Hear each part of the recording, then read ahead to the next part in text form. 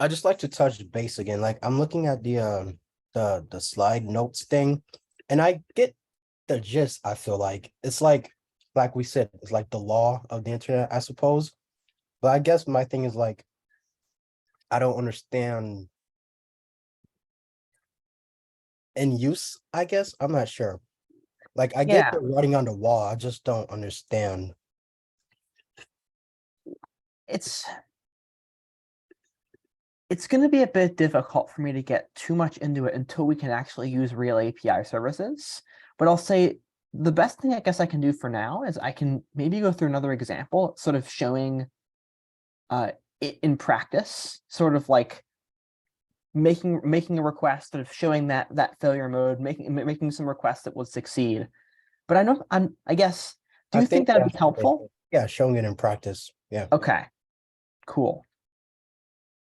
I'll quickly do that then here before we get started for the day. Okay, let me get this thing back up and going here. Actually, no, I need to do this in a shell. So I'm gonna go to careers and in code.ml. Okay, I open this up here, make that a little bigger. Okay, so I'm gonna make a few requests from careers and code.ml. The first one I'm going to make to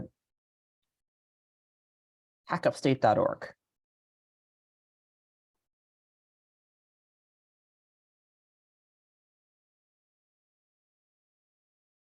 That's what I mean. So I'll make a request to that, and it's not going to work. It's not going to work because HackUpstate hasn't given us access to make a request to this domain. So I mean, I know that because I'm seeing this error message, but the other way I know that is if I look over here, this request, let me do this again here, hopefully it'll work. Yeah, gosh. This is probably what's part of what's confusing to you, I suspect, is that it's really hard for me to show you this because the browser does not do a great job at telling you what went wrong sometimes. But what happened here behind the scenes? Let me sort of walk you through it. So the web browser made a request to, you want to make a request to hackupstate.com. So the web browser saw that and said, oh, okay, so I'm going to make one of those pre-flight requests. I'm going to make that request to hackupstate.com with that method of options. It's going to make that request, so it sort of kicks that off, makes a connection to hackupstate.com, sends over that request, and hackupstate.com receives that request. And it looks at the request and says, I don't want this person making a request to me. It's sort of that options request, that pre-flight request is sort of all the metadata that's being sent from the browser session that's making that request. And it looks at that and says, I don't want to receive that request. So it returns back a 400 or probably a 400 or something like a 200 with like the access control origin header set to be empty. It does one of the sort of things needed to be done to sort of tell the browser that, oh, I can't actually send a request to that. And when the browser receives back that response, it just sort of stops and it gives you this error message. Tactically, though, like the things that the server can respond with that sort of will indicate that there's an issue is either like a 400, a 500, or a 200, but not including those access control origin header. And it's sort of, if the server doesn't respond with a 200 with the access control origin header set properly, then your browser's just not going to be able to make that request. And that just sort of is like, as I said, kind of the rules of the internet, sort of how the browser works. There's not really a way to sort of circumvent it. Similarly, though, let me make a request to something that will work. So that example from yesterday I did was api.github.com. So I'm going to make a request to that. And now you'll see that it didn't get that error message. And that's promising.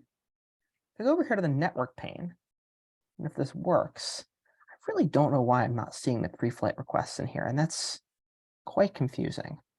Okay, so what this is doing is I'm making a request to api.github.com. In fact, let me do this. This might be helpful. I want to go over to Postman. and I'm going to make an options request to api.github.com. And when I make that, if I look back at the response headers I get back, I get all these sort of access control headers, access control allow origin, access control expose headers, all this sort of stuff. And because I'm making this options request, it's sort of GitHub's looking at that, or this service is looking at that and saying, oh, okay, I received a request from the browser, and I'm trying to make that request. The browser's trying to make that request, so I'm getting this pre-flight request ahead of time, and I'm totally cool with it. So I'm going to return a response, let's say 200, that has these access control headers within it. And that sort of tells the browser, okay, cool, I can make that request. Does that clarify things a bit more? So that's a list of what they'll allow you to get or ask for? What do you mean by that? So all those headers that came up? Like this list right here? No, on the left, where it says access control or strict transport. Are those the headers that they'll allow us to use? These are the headers that came back in the response to the options request. So the response to that request contains a bunch of headers, and two of those headers that come back in that request are these access control prefixed headers.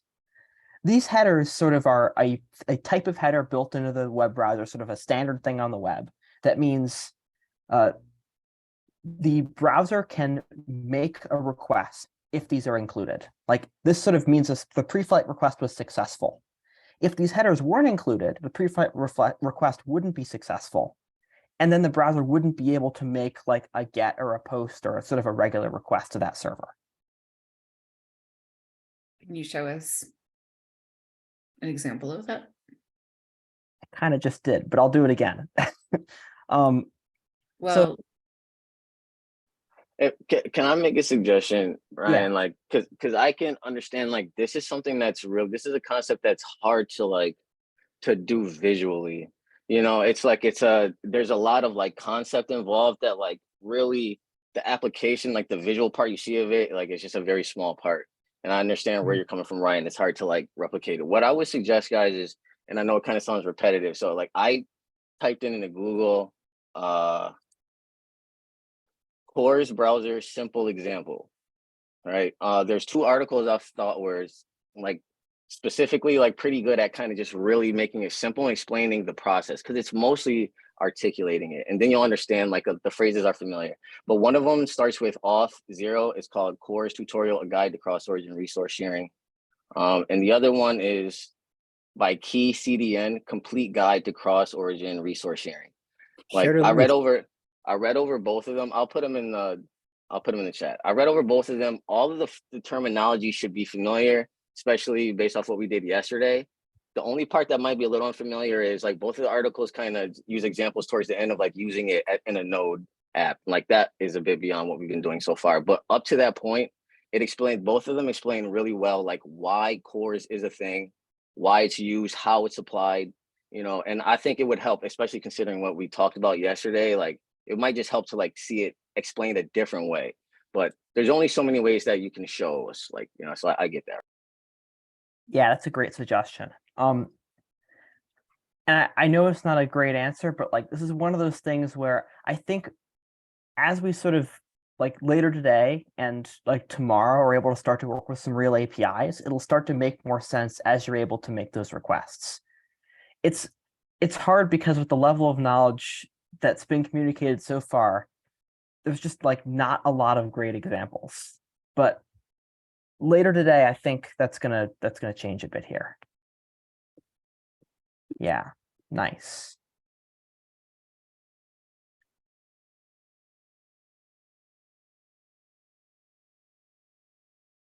Excellent. Yeah, cool.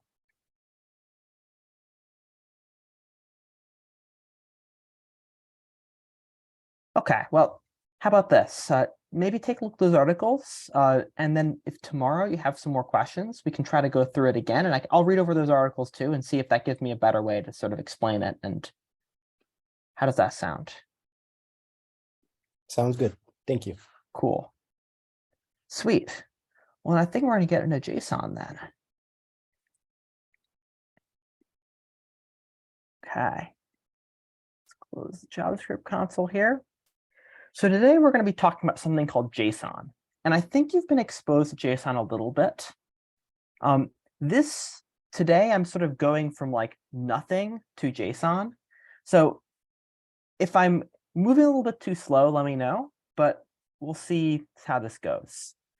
So I'm sort of going to explain why JSON is important by using sort of an example. And we're going to try to solve this problem I'm going to present in a few different ways.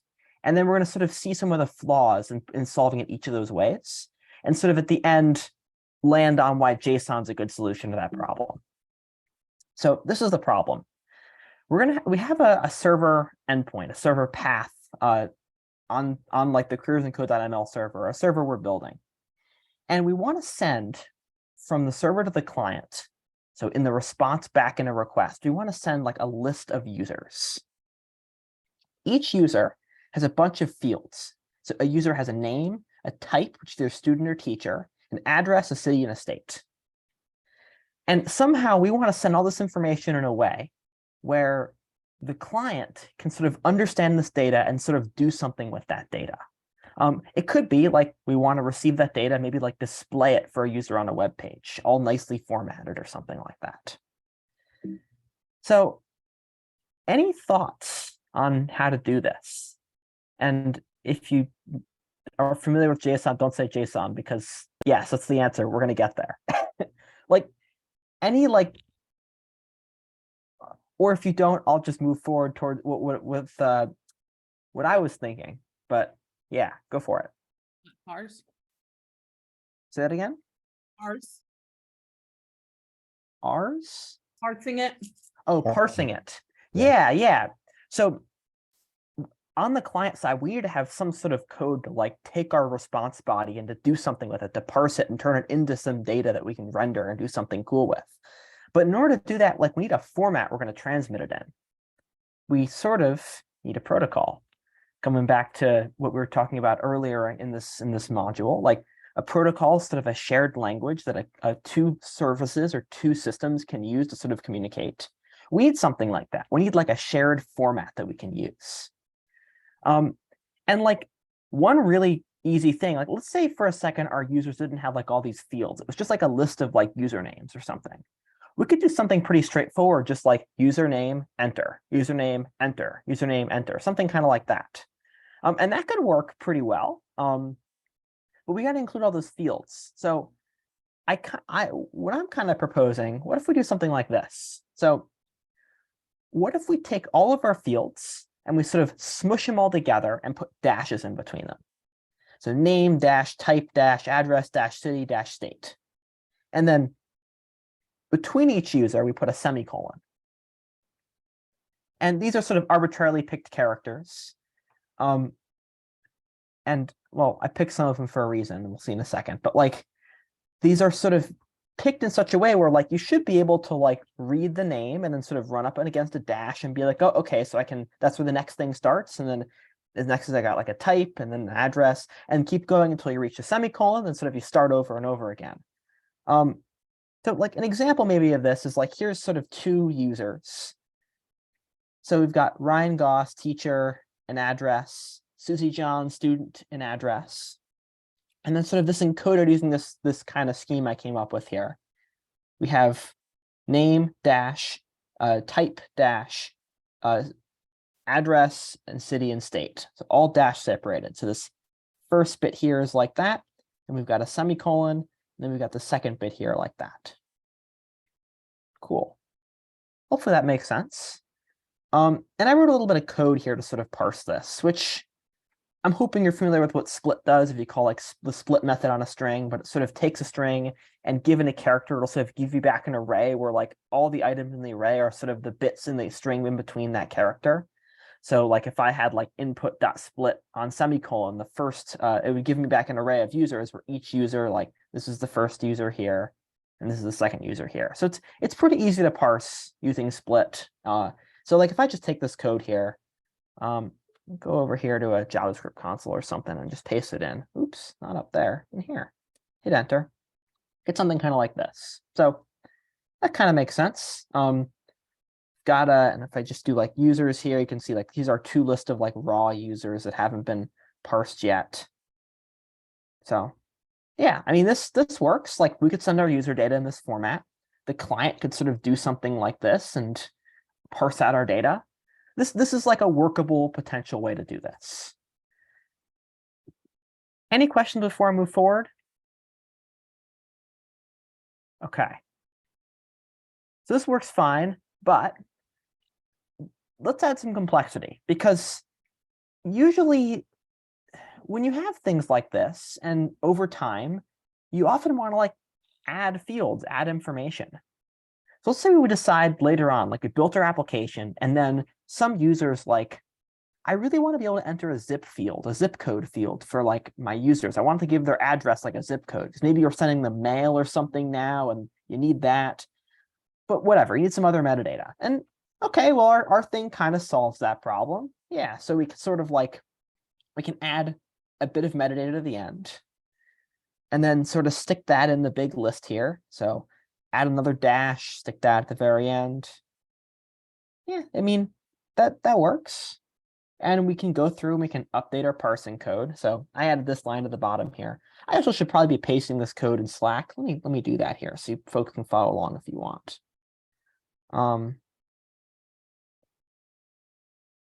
So that was the first example. And here's our second example. So the only change in this is what's in red here. I just added this line here, pull out the last part of the zip. So just take this here. I'll copy this. We'll give this a shot too. So go over here, paste it. Yeah, okay, so then we got our zip in this big list. So name, type, address, city, state, zip. Very nice. Pretty straightforward. This seemed to handle this complexity pretty well. Okay. Another thing that happens sometimes, you need to remove fields. What if we decide, actually, we don't really need this type anymore? Like, it's not an important bit of information. Our application doesn't really need to care about the type of a user. It's just like a list of users, and that's not an important piece of metadata. So like we could do that. We could get rid of that little section down there. And now we sort of, it goes name, address, city, state, zip, name, address, city, state, zip. And still works. So I'm going to get rid of this sort of section here, and then I'm going to update all the indexes. So it did go like 0, 1, 2, 3 down like that, but we got rid of that type section. So I sort of have to like change all these indexes so now the first word in here is still name, but the second word now is address instead of type. So I had to go through and update these indexes in order for this to work, and show you sort of what happens if I don't do that in a second here. But do this, yeah, it does what we want now. But showing you what happens if I don't update these indexes. Like if I had this as like 2, 3, 4, 5. This is sort of like, this is what it was before. So I got rid of that one. If I don't update those indexes, you'll see like it's not going to properly work. Like it needs to get, like you're sort of skipping a word at that point, and things get a little weird. So you got to update those, but no big deal. I mean, we can do that in our client, and our client will be fine. Yeah, so this still kind of seems to work, but sort of gets at the caveat. What if somebody forgot to update their client-side code? What if they had like code from a while ago? Because you've got this web app, this application you've built, and it's sort of deployed somewhere. It's on a server, you forgot about it. It's just sort of out there, it's running, and like the response from the server that the data it needs to work, like it's different now. So here's what I did here. This is the data format we just had, where I sort of added and removed the field. So notice I've got like name, address, city, state, zip. There's no type, and there is a zip. So sort of this is like the last of the 3 little examples we ran through there. And the same thing with the second one. But this code down here, this has name, type, address, city, state. Because this is sort of our first go around at the code. This was the sort of first bit of code we had. what we originally typed, we're using back up here to read our original format with the type and no zip. And if you're following along closely, you might be able to guess what's going to happen here. But if I take this code and I copy this, I paste this in here, we get something that's a little bit weird. So we get the name of me, the type of an address. The address is a city. The city is the state. Like they're all sort of like offset weirdly. And you don't have the right thing pointing at the right thing. And this is kind of a problem. Like this wouldn't be great because it would mean that your application's getting data that's sort of not what you expect. And the application that sort of is out there that you forgot about is going to stop working. So one of the requirements of a protocol is that it needs to be built in a way where you can sort of change it, but the client doesn't have to change too. So you can make changes to the fields you're including, and old clients don't have to be updated at the exact same time that the format changes in that endpoint. And this is sort of a great example as to why. Because like even if you did a thing where like let's say you sort of updated your server and you updated your client right afterwards, there's a period of time where your server's sending back the new data, but the client's expecting the old data where the client's going to be wrong. And really you want to build things in a way where it's always going to give you back the right stuff, no matter what sort of type of data the server is sending back or what fields it's including or anything like that. Does that make sense? I'll give another shot here.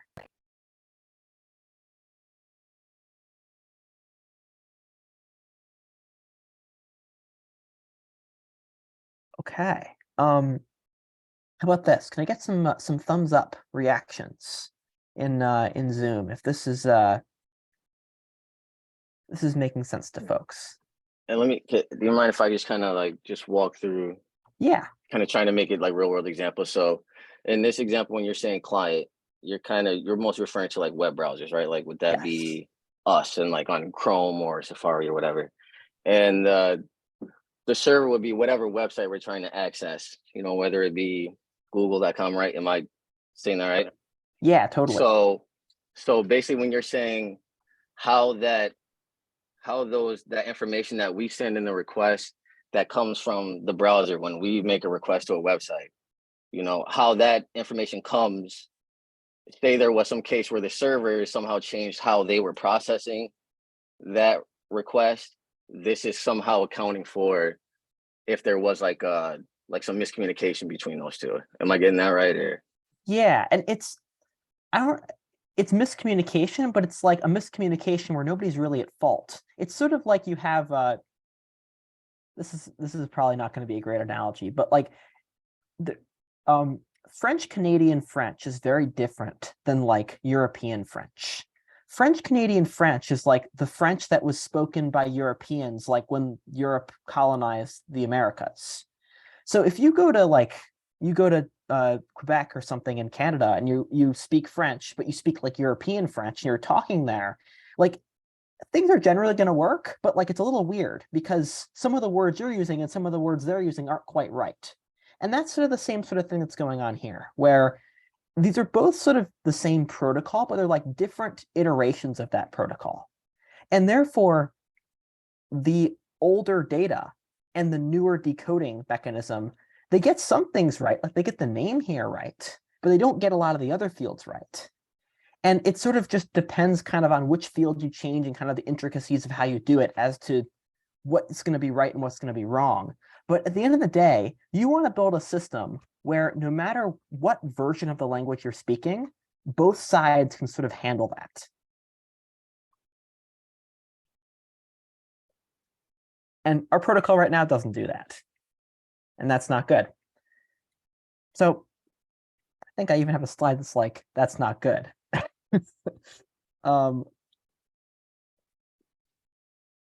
Okay. Here's another problem. So what if we change the teacher's name? I'm a bit of a Star Trek fan, so I went with the good old Captain Picard Jean-Luc Picard. And I picked this name for a very specific reason.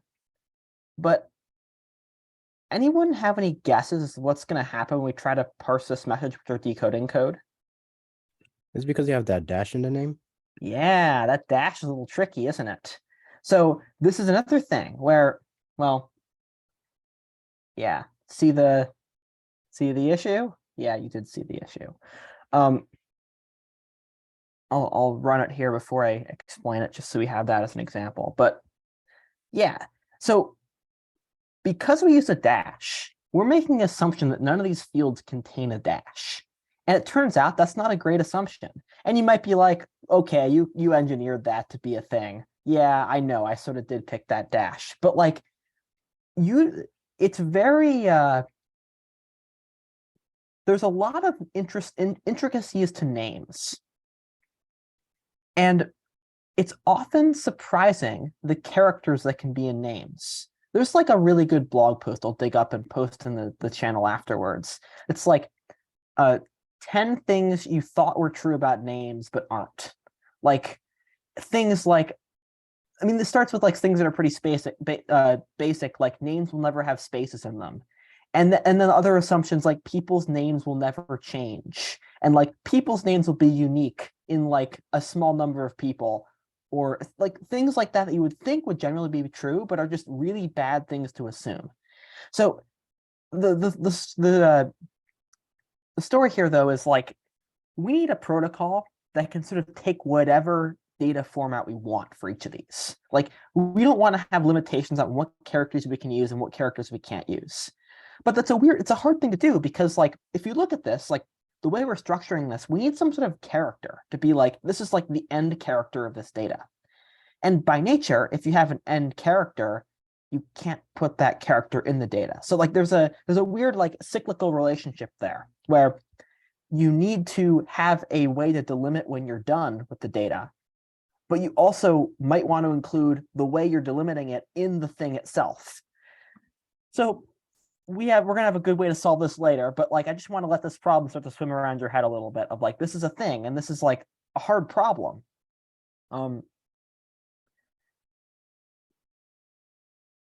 Yeah, that's also not good. Okay. So there's some other problems too with this decoding format that can maybe talk about afterwards, but these are the two that I think were easiest to explain. So how do we go about solving these problems? And you probably guessed the answer is JSON. So what is JSON? JSON stands for JavaScript Object Notation. And there's a lot of ways sort of to solve this problem of like how you represent data in a response coming back from a request, sort of a machine readable response. JSON, though, these days is probably the most popular. You can think of JSON sort of as like a way of taking a subset of JavaScript and embedding it in a response body. So you're familiar with things like JavaScript objects and like JavaScript arrays and things like primitives like numbers and like strings. Well, what if you just took all those and sort of like used that format? Like you combine all that stuff together and you sort of wrote it out in the body. And that's sort of a thing that both sides can understand, especially if one of them's a client-side app and already understands JavaScript. Like it's kind of an easy thing to sort of parse and wrap your head around. And it also sort of comes with a lot of the benefits of how sort of JavaScript works. So one of the things to bring up is like we talked about that issue where like you have you need to have like a character to sort of tell you when you're done with the thing that you had, like that field in your data. And the way JavaScript handles this and the way JSON handles it too is you have a string. So as you're probably very familiar, a string sort of starts with some quotes and ends with some quotes. And you can put whatever you want in there. And if you want to include a quote in a string, you can escape it, sort of like a backslash. I'm pretty sure you've covered that, but if not, so if I have like hello world here, and if I want to do like hello quote world, I can do backslash quote.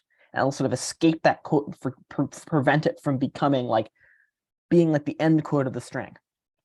But then you might be like, well, wait a second. So I'm using this like backslash character before the quote, and that sort of says like make this quote not an ending quote for the string. But what if I want to like write a backslash? Like I can't do that. Like that doesn't work because it's like this. It's like sort of the thing that's telling it to do the quote. And the answer is, if you want to write a backslash, you use 2 backslashes in a row. And if you want to write 2 backslashes, you use 4 backslashes in a row, and so on and so forth. So like the backslash will escape a quote, or it'll escape a backslash. And that's sort of the way they get around it, where you're able to sort of utilize that escape mechanism to include a quote in a string. I'm not sure if you've come with this with Max already. So if you have, maybe this is a review. But if not, it's good to know that you can do this. And as a hint, this is going to be something we're going to talk about in an exercise later today.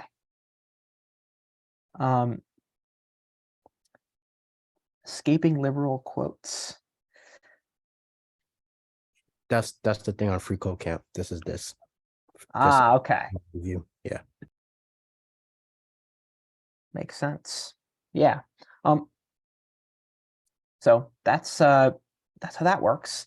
And then as far as the fields missing thing, we're going to show you how that works here. But before we do that, let's sort of talk a bit more about how JSON is actually structured. So there are sort of 3 main data types in JSON: objects, arrays, and primitives. So an object looks a lot like a JavaScript object. You sort of have it's surrounded with curly braces, and there's a string key and a string value. And it is, at least from json.org, it says it's an unordered list of name value pairs, just like a JavaScript object. One important thing with JSON objects that is not true with JavaScript objects is your keys have to be quoted. So this is valid JSON right here, this white text that says name : value, but it would not be valid JSON if there aren't quotes around the name.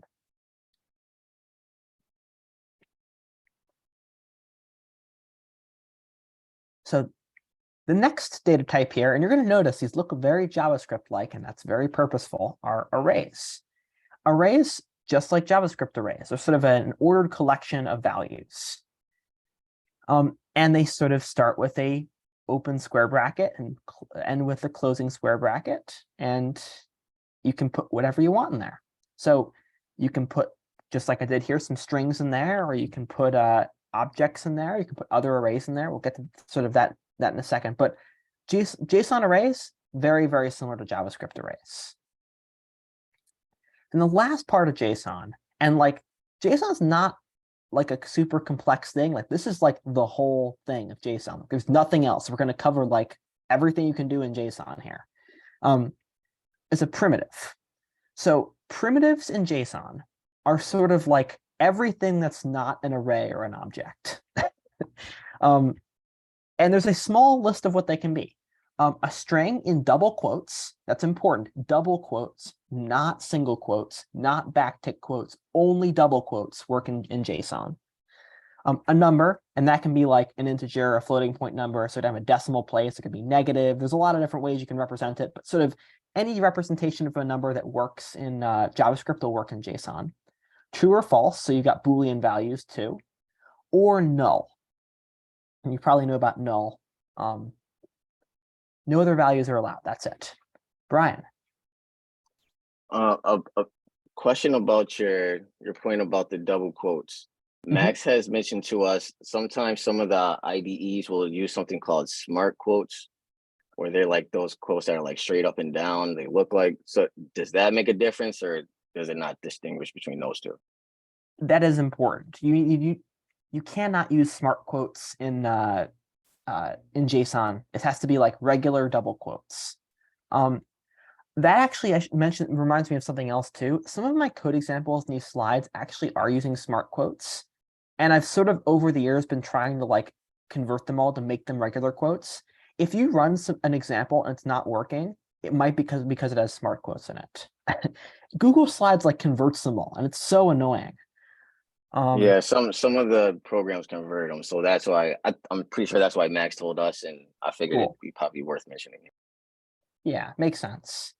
Yeah, but it's just regular double quotes is all that's allowed. Yeah, so like there are some like these are all that you can use. Like you can't do things like do operators. Like you can't add strings together. Like it's just like raw strings. You can't use more complicated things like regular expressions. You've got to use double quotes. In general, like JSON is a data transmission format. It's not meant for doing math or sort of operations or like combining things together. It's not really meant for like writing logic. It's meant for transmitting data. And for that reason, it's meant to be very simple for someone to parse and understand, or relatively simple. So, and it also is probably worth mentioning that JSON is like a subset of JavaScript. So like what is it? JSON is valid JavaScript, but JavaScript is not valid JSON or whatever. So like what that means is if you write something in JSON and you were to sort of like paste that into a JavaScript file or like paste that into the DevTools console or something like that and run it and execute it, that'd be valid JavaScript and it would work. But JavaScript, like if you write some JavaScript in a file and you try to save that or run that or like send that as JSON, that wouldn't work. So it's sort of like JSON is like a stripped down version of JavaScript meant for data transmission and storage.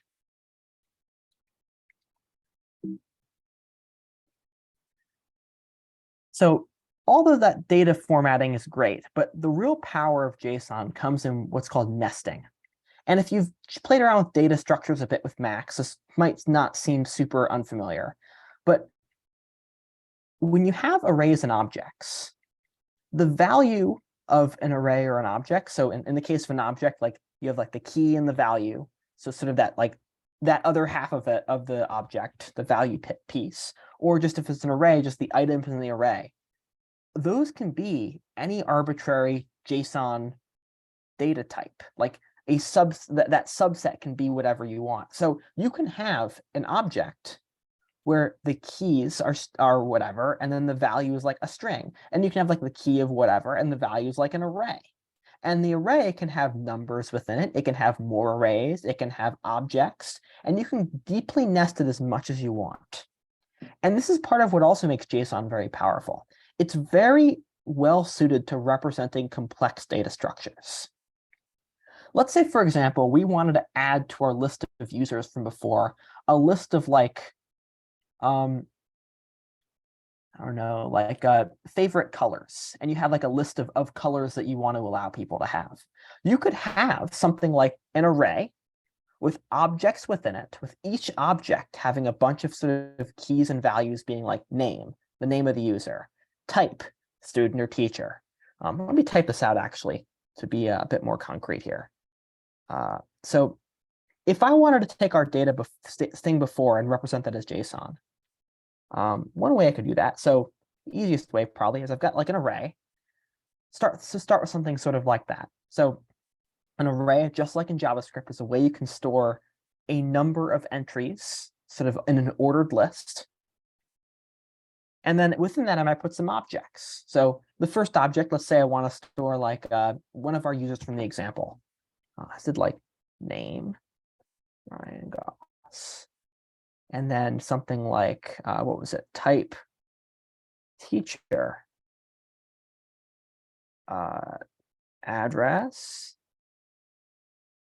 whatever the address was. I'm forgetting. And then sort of on and on and on, you can have as many key value pairs as you want there. And then you can add another object in here. And maybe that next one is like Susie John or whatever I name the other person. And then type student and address 2 or whatever it was.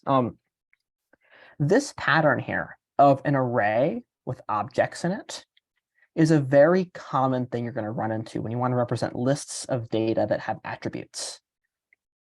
You can sort of think of this as like a table where this outer array is like every row in the table. And then the inner objects within here, each key is like a column in that table. So in that sort of example, we've got this list here. We've got 2 rows in that table, that first one and that second one.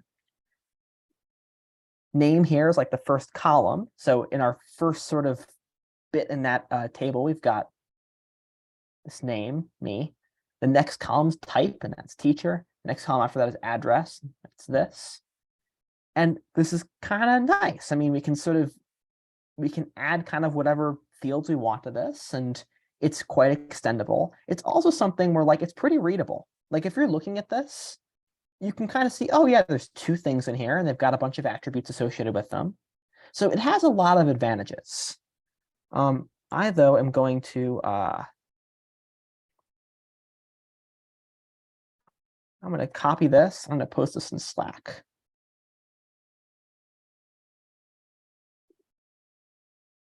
So that's sort of an example of how one can nest JSON.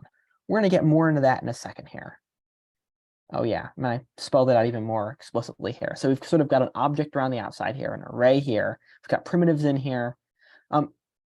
And also I should say importantly, I thought I had a slide for this, but like types of data in arrays don't have to all be the same thing.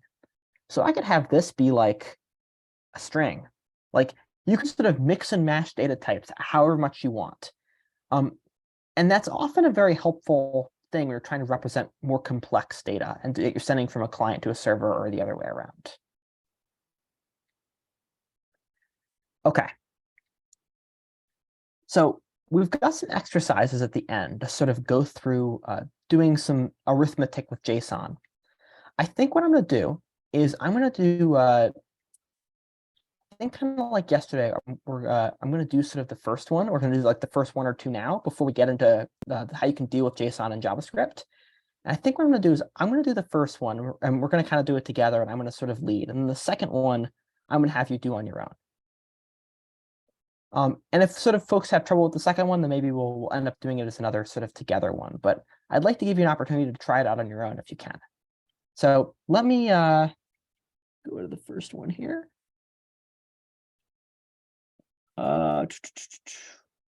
Where is it? I thought I had one in here.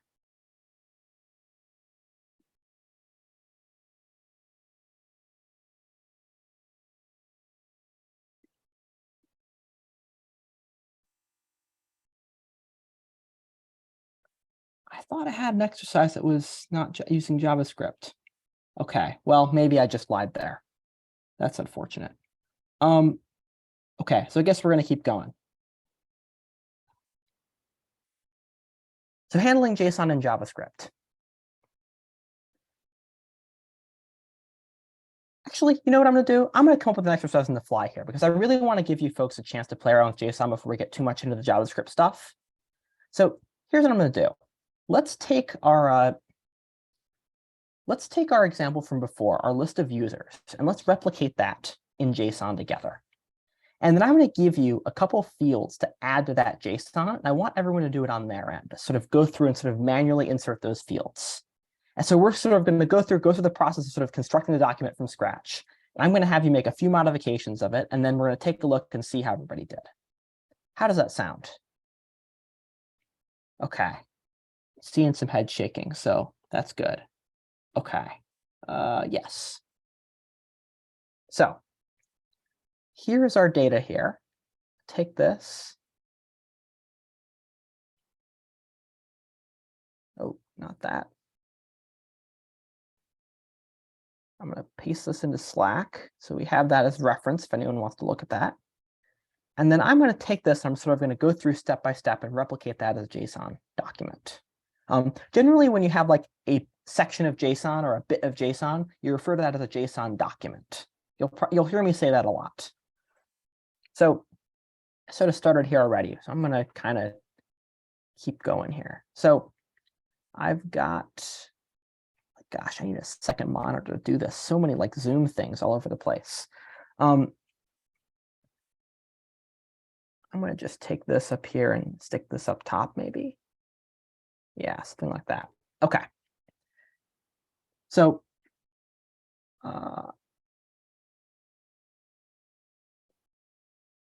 let's sort of break this up by dashes here, just so I can get a better perspective on this here.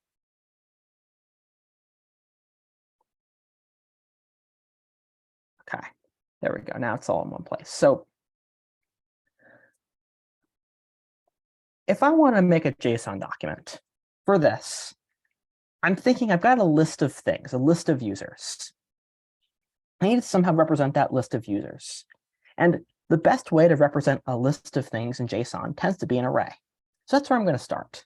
I'm going to make an empty array. So open square bracket, closing square bracket. If you can, please follow along with me as I do this. Just so everyone has their own little document to mess around with on their end. Okay. This on its own, this empty array like this is valid JSON. An empty array is perfectly fine. And if you have like an empty list of users, then this would be kind of your document, and that's all it would be. It could be a very short document. But we need to add some users to our document. So inside of our document, I'm going to put some curly braces. I'm going to make an object.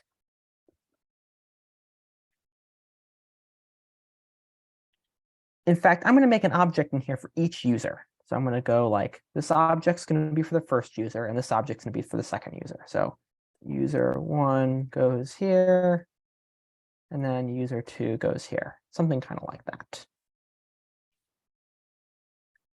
Why am I doing this? Well, I'm making an array of objects because the data we have that we're sort of representing has a certain sort of like, it has a number of fields that each have a name. I could represent this data as a number of like an array of arrays. That could work. Like I could do an array, and then the array inside of that, I could have like the first element of the array be like the teacher's name, the second element be like teacher, the third element be like an address or something like that. That would work. But that has some of the same downsides kind of as what we did before, where like if you remove a thing, it'll sort of change all the indexes and sort of cause some problems there. And generally, that's why arrays of objects tend to be such a commonly used pattern, because objects don't have that problem. If you can add keys to an object, like add new entries in there, and they aren't going to affect the old entries. They're sort of like independent because they're sort of indexed by name and not by index, not by number. Anyway, so I'm going to start adding some of these fields in here. So inside of the object, in JSON, as I mentioned, keys and value or keys have to be quoted in objects. So I'm going to start by doing name. So that's my key. And then my value is going to be a string, a primitive. So I could like do like an array or an object here, but this is sort of the deepest level I'm going with my document. It's just sort of 2 levels deep. And inside of here, I'm going to put Jean-Luc Picard, a great teacher. Okay, and then at the very end, I could put a comma. So just like JavaScript, you sort of have an object. It's got key, value, key, colon, value, comma. The only thing that JSON really does differently here is the keys have to be quoted. And they actually can be quoted in JavaScript too, but they're not required to be quoted in JavaScript. In JSON, they're required to be quoted. Okay, so then I'm going to add next key in here. Type teacher. So this is another key value pair. And this object here has now 2 key value pairs in it. I'm just going to sort of keep on going here. So his address was next, 21 East Jefferson. And it was city. Okay, zip. So I have a choice to make for the zip. How do I want to represent the zip? Do I want to represent it as a string or as a number?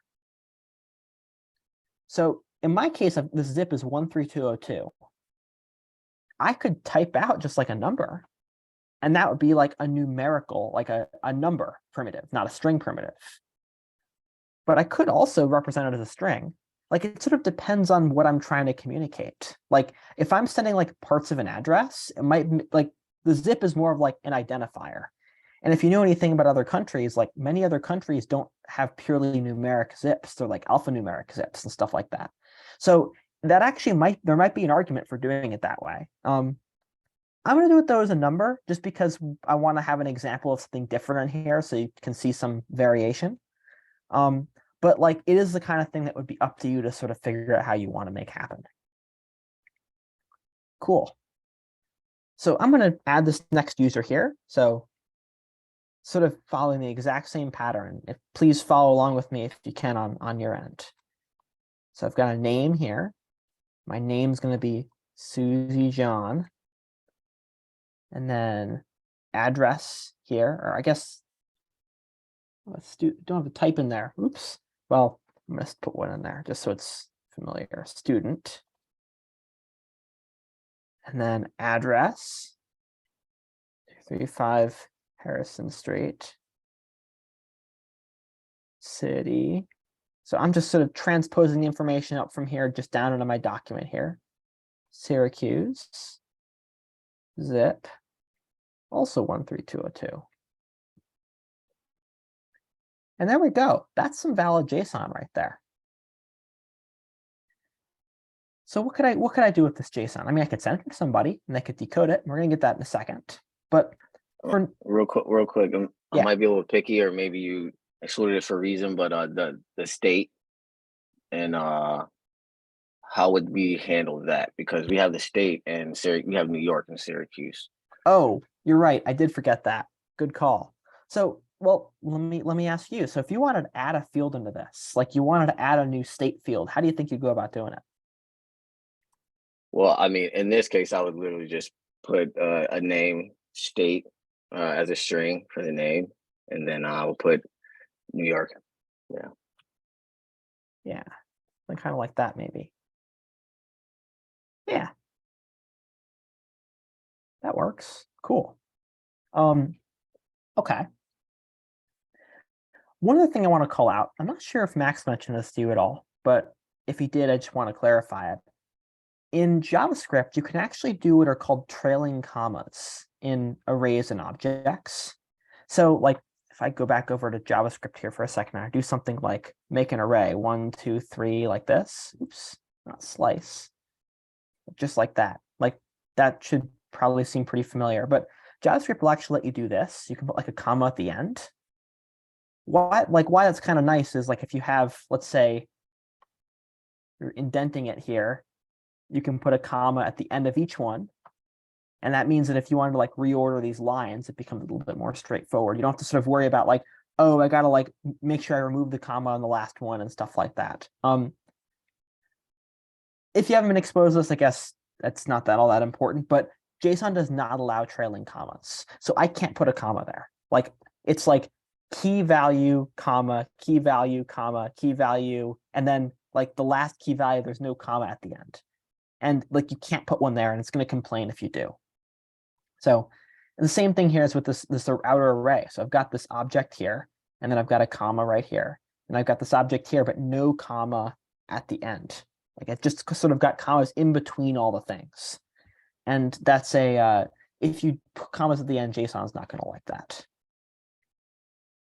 Cool.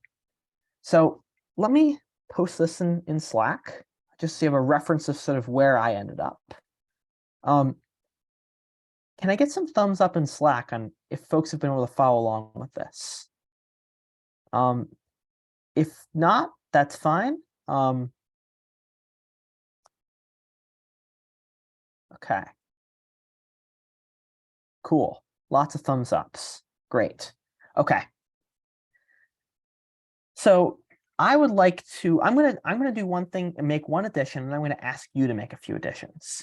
So the first addition I'm gonna make, I want to add a list of favorite colors to each of these entries. Oh, Brandon.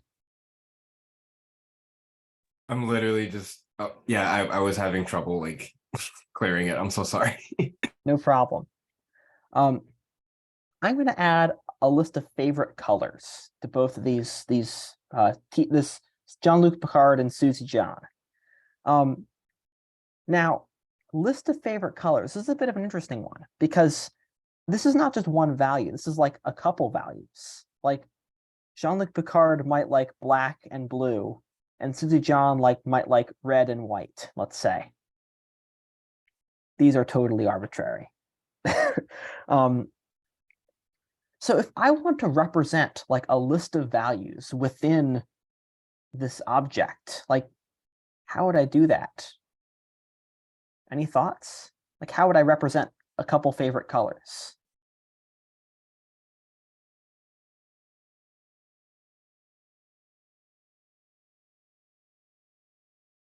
I mean, I can just tell you how I would do it, but anyone have any guesses? I don't know, just shooting. Would you create just another array problem? Yeah, like another sort of like something like this. Or Yeah. what do you? Okay. What was I said? I said blue and black and blue. Hmm. Yeah.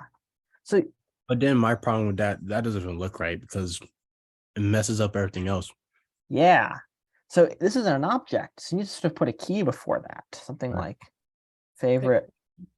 Oh, someone said, oh, okay. Favorite colors. Yeah. Something like that, maybe.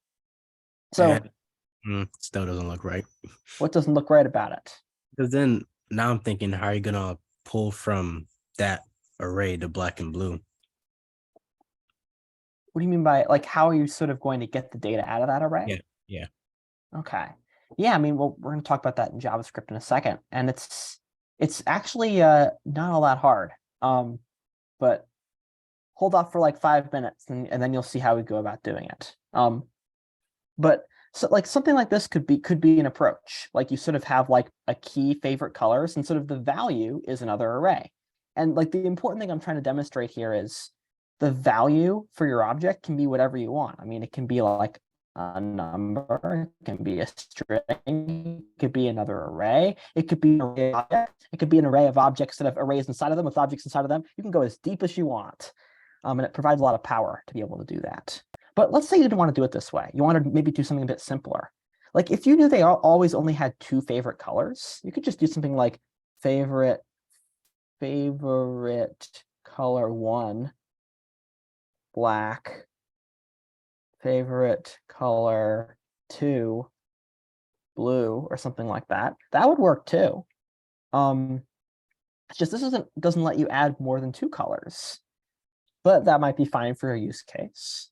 That's what's sort of nice about JSON. Like it gives you a lot of flexibility to sort of make up the format you want to transmit your data, but do it in a way where it's still very generic. Like the other person on the other end can read this and know that there's a bunch of things that exist here and can sort of process that data, but you don't have to agree on like a pre-planned format that both sides have to agree to, like we did with our example at the beginning, where like we had like a couple fields all dash separated, and if you didn't know about that exact format, then you couldn't really parse it. You wouldn't understand what each of those things meant. Anyway, so I'm going to ask you to, everyone's got sort of their original version here. Add a new field in both of these objects, and I'm going to call it age, and give Jean-Luc Picard and Suzy John both an age. It's a number, and you get to make that up. But give that a shot, and once you figure that out, give me a thumbs up in Slack, or if you're having trouble, then I'll show you how to do it in a second here. I'm sorry, could you say what that is one more time? I was helping someone out with something. What do you want us to do? Yeah, so in both of these objects, I want you to give both these users a new property called age, and I want you to give it a number, sort of make up an age that you think they would both be.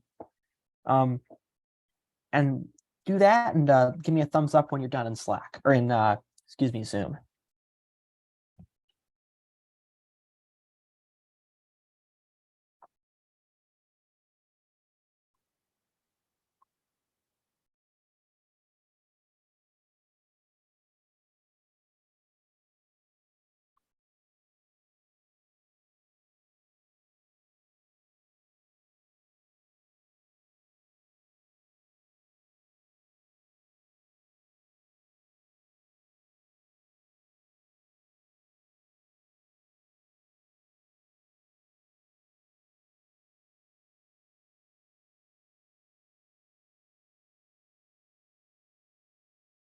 Okay, I'm seeing a decent number of thumbs ups. So let me show you how I would go about doing that. So we've got both of these objects here, and they've got a bunch of keys in them. So I'm just going to add a new key in here, age. And I'm going to set it equal to be a number. Jean-Luc Picard's got to be pretty old. He's like probably like 70 at this point or something like that. Susie John's going to be a little younger, maybe like 25. Cool. And there we go. So if you want to have a bit more experience playing around with JSON a bit, this might be a good example to try out. Just think up some data you'd like to represent on a user and give it a shot trying to figure out how you represent that data using JSON. One more thing that might be a good tool if you want to have this available, there's no reason why you can't have nested objects. So like maybe I have like the age object, within it I have like two properties, like numerical age being like 70, and then like is over 18, and that's true. And that's totally fine. So in this case, I've sort of got a nested object inside of my object, just like before I had a nested array inside of my object. And I can sort of go as deep as I want, but sometimes it's helpful to have like a set of keys sort of within a key or something like that. And it's this comes up sometimes. It's a tool you can use to model data. And I think sort of as we start to see some data coming back from APIs a little bit later in part 2 of today, we start to get a bit more of a feel of like how sometimes these things get used. But cool.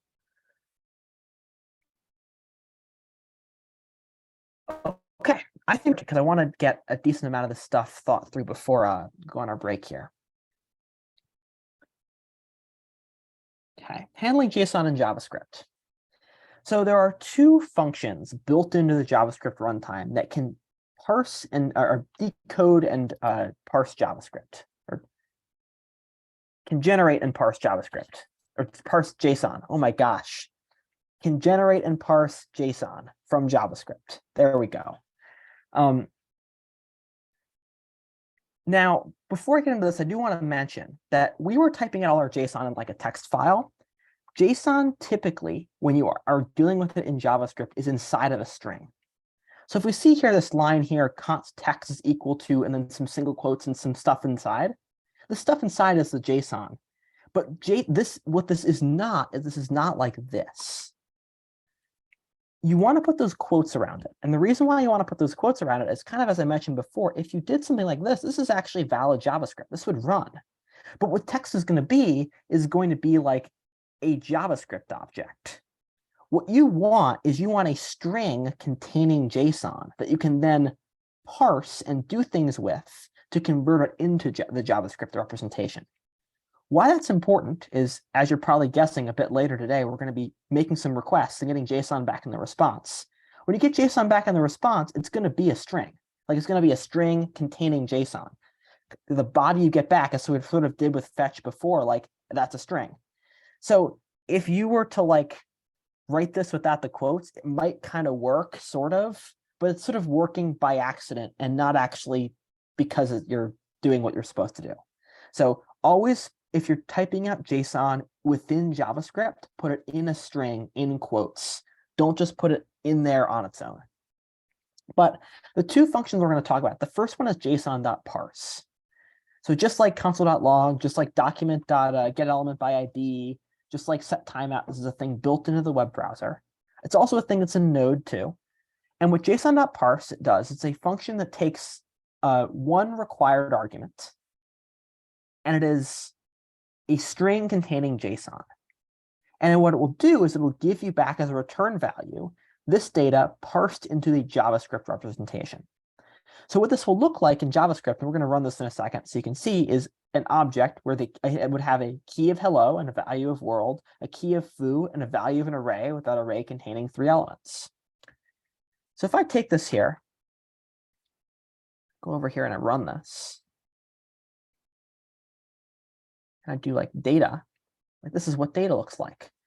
Data is an object with keys and values, where one of the values is an array. this is sort of a JavaScript data type now. This is JavaScript. You can do sort of whatever you want with it here. But the way this was generated was by sort of taking this text and processing it with JSON.parse, and JSON.parse created this for you.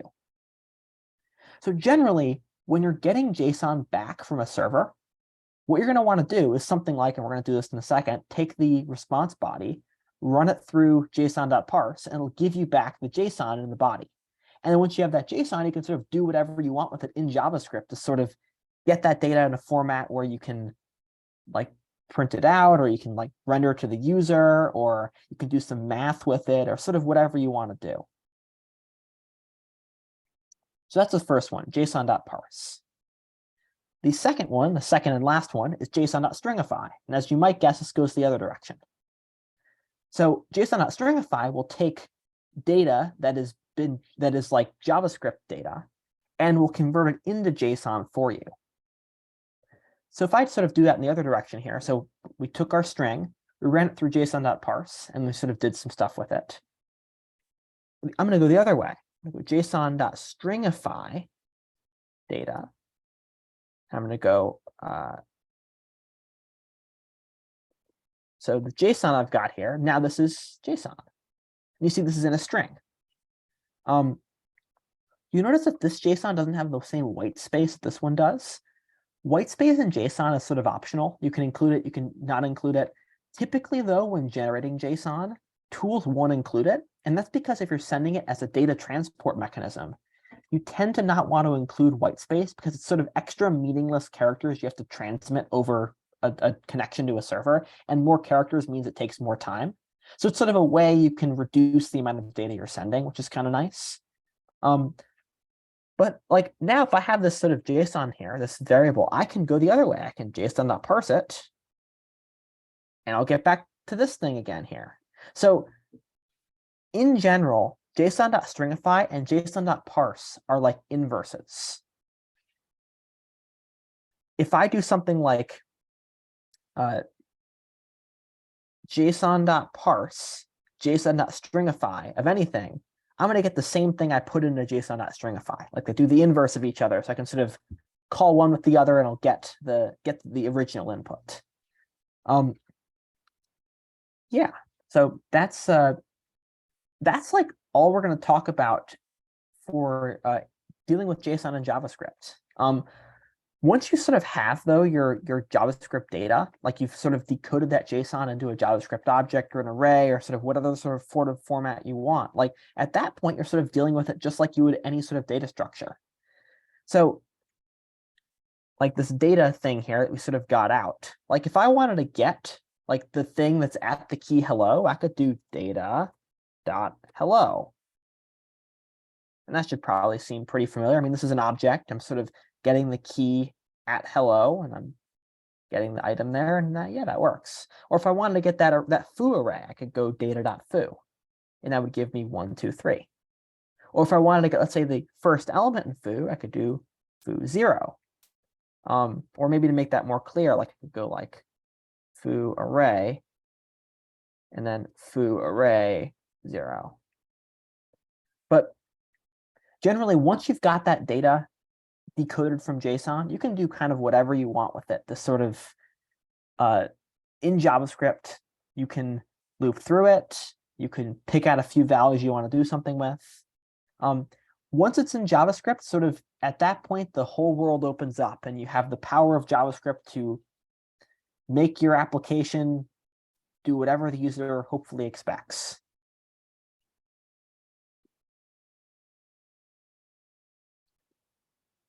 Yeah, oh, I did this. Hey, how about that? So here's my sort of example version of that. And yeah, let's so I'm gonna run this here. Oh, I gotta reload this. And I got some smart quotes in there. See, I told you I'd missed some of them. Okay. There we go. Yeah, so I took this data, this JSON data I wrote out here, and I put it in some backtick quotes so I could make it a multi-line string, which I think you're familiar with those. And I then put that in a JSON.parse. coming out of JSON.parse, I've got this data value. And data is an array of objects, just like we sort of talked about in JSON, but now they're JavaScript arrays and JavaScript objects and all that sort of stuff. So I sort of did this here, but like, let's say I want to get like an attribute from one of these users. So I could go like data, and then data is an array. So I want to get the first element in the array. So array 0. And then I want to get like an attribute from there, maybe like address. And that's like how I might get the first user's address. Say I want like the second user's address instead. I could do data 1 address.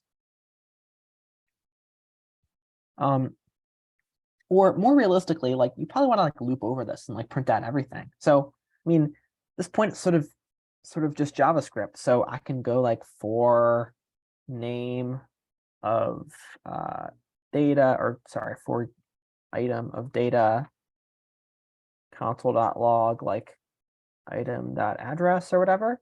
Like I'm just sort of looping over that array. So data is an array, and then for every item in that array, I'm printing a thing out. And there we go, and I get all the addresses. So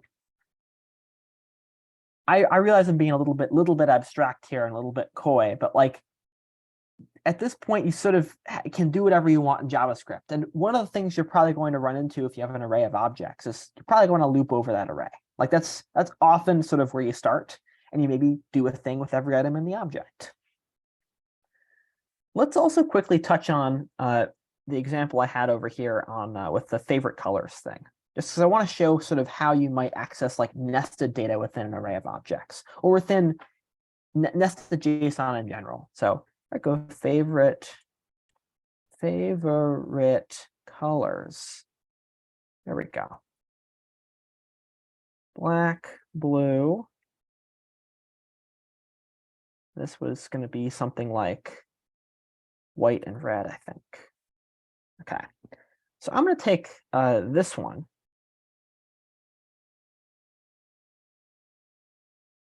I'm going to bring this over into here.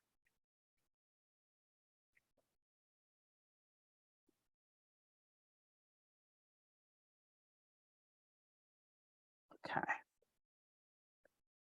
Yeah, so now that I have this over here, if I go to data, so now I've sort of have what I had in VS Code. So I've got an array with objects in it, with 2 objects. It's got a length of 2. The first object has Jean-Luc Picard, it has address, and has age, and all these sort of attributes, zip. But it also within it has an array that then contains other things under favorite colors. And then for number 2, Susie John, similar sort of thing, favorite colors. So if I wanted to go to get like that item, I could go data 0, and then like name, that'd be Jean-Luc Picard, address. But if I want to get like favorite color, I could go like favorite colors, and then 0. So you can sort of like the nesting deeply thing is like a superpower. It allows you to represent data in a lot of really cool ways, but it also means you can represent data in a way that requires some like work to sort of get exactly what you want. But at least it's possible. Like you can get to it. Just might require some sort of special sort of some JavaScript to sort of traverse down exactly where you want to go to find exactly what you want.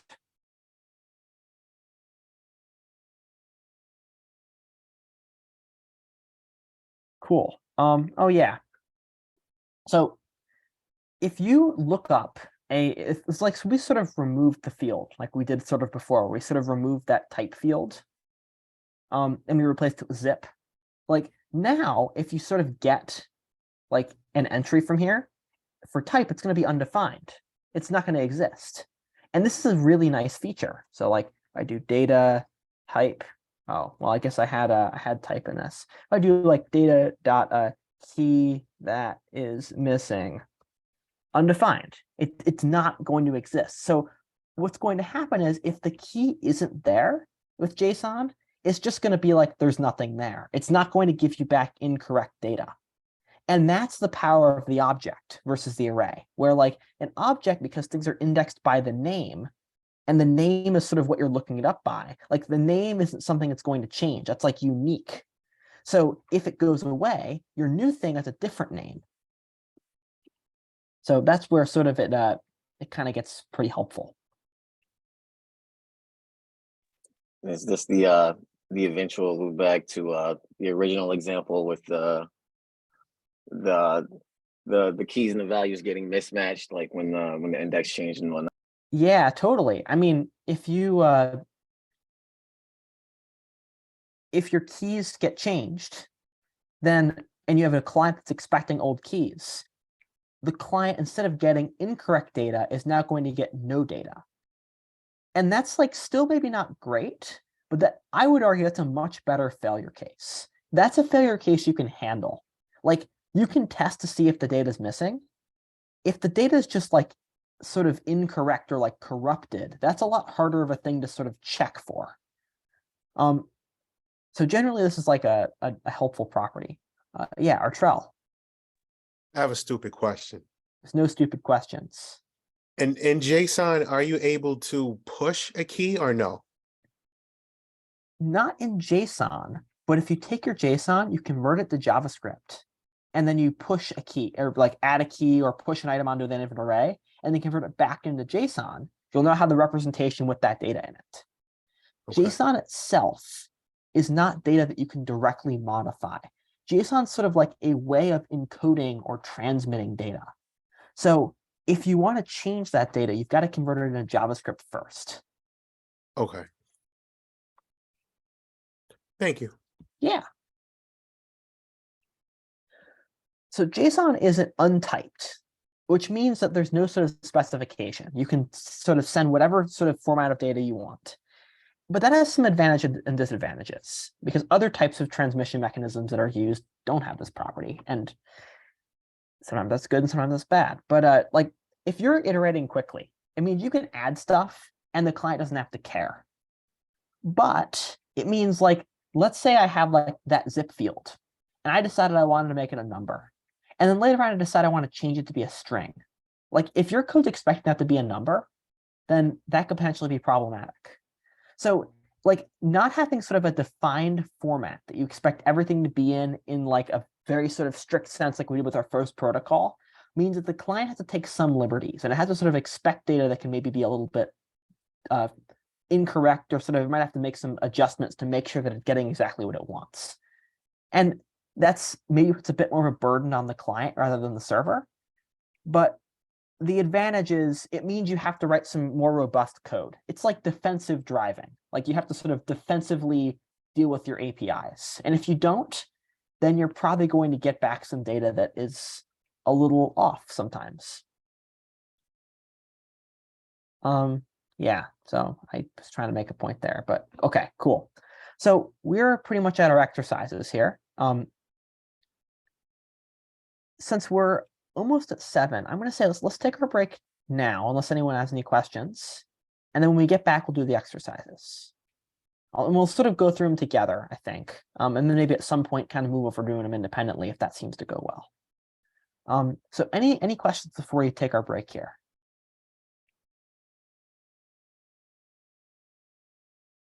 Okay, sweet.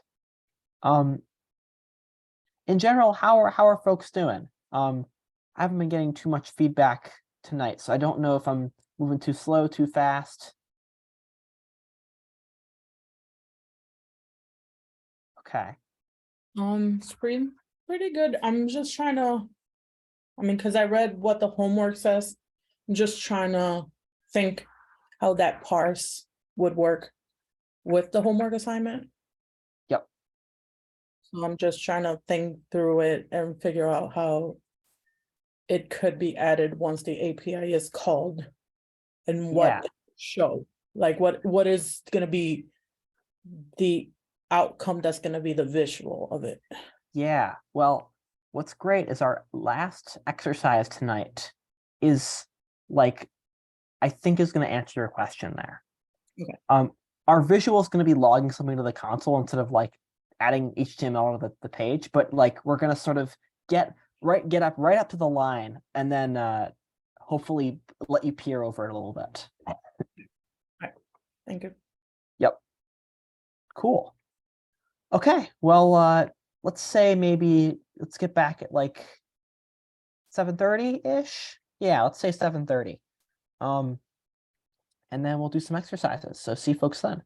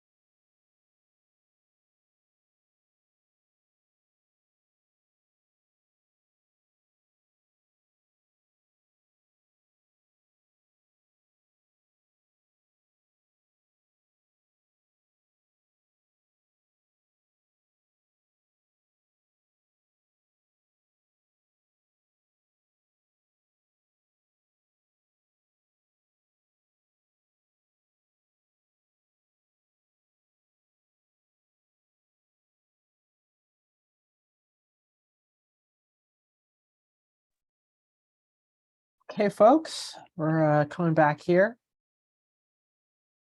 Hopefully you had a good break. So I've got a couple JSON exercises I'd like to do here that we can sort of run through. And I think the thought is we're going to sort of do them together. If you sort of want to sort of continue ahead on your own, though, you're welcome to do that. But we're sort of going to run them through together at more of a slower pace. And then the last two, I think, are the most exciting ones. And that involves a combination of fetch and the JSON tools.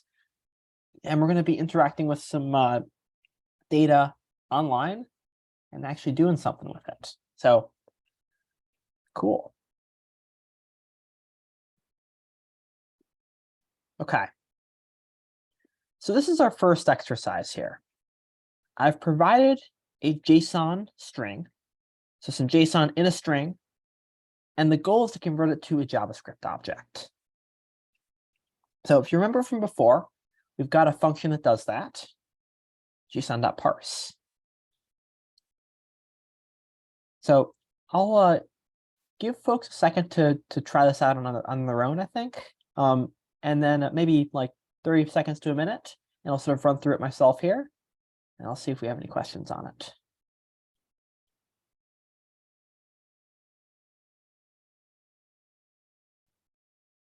Can you paste the string in? Yeah, In the, thank you. It's gonna take us longer if we have to write everything. Yep, good call.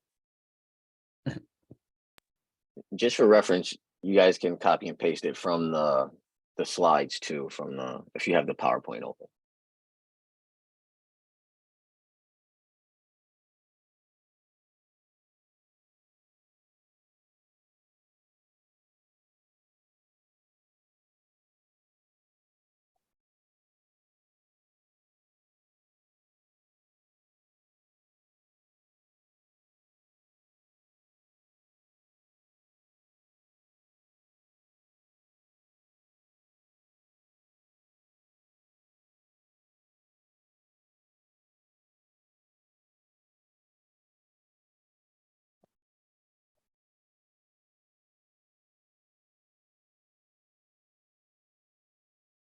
Okay. So for this one, we've got our JSON string here. I'll go back over to my JavaScript console here. I'm going to just put this in. So we've got this nice string here. If we want to convert a string to a JavaScript object, we need to use one of those functions built into JavaScript to do it. In this case, then we want to use the one that goes from string to JavaScript object. It's json.parse. So it parses it. It sort of processes that data and converts it into the JSON or the JavaScript representation. So if I run json.parse, and then give it JSON string,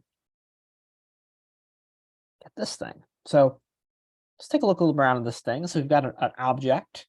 Then we've got a key of menu, it looks like, that has another object in there. Okay, so menu, the object inside of menu has an ID of file. And there's this thing inside of this. So there's like two levels of nesting here. There's like an outer object, and then within it, this ID pop-up and value thing. And pop-up, oh wow, we've got like a lot of levels of nesting here. So pop-up now is an array that contains objects, each with action and value in it. So open, close, cool. So this might be like, just sort of looking at this, maybe this is a way you might represent like a menu. Like you sort of have like a file menu or like a file pop-up that has these items in it. Each item has a value and an action. So here's our like array of objects pattern that I mentioned is a pretty common one, where you sort of have like an array of things, like a list of items you're showing. And it's sort of like two columns. One of them is value, one of them is action. And the value is these sort of things, and the action is those. And that's sort of all within the context of this broader object with an ID of file and a value, also file, but uppercase F file. So that's sort of our object, kind of a run through of that. Anyone have any challenges parsing the JSON?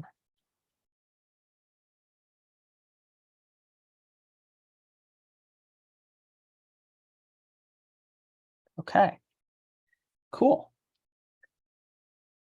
Then let's do letter B here.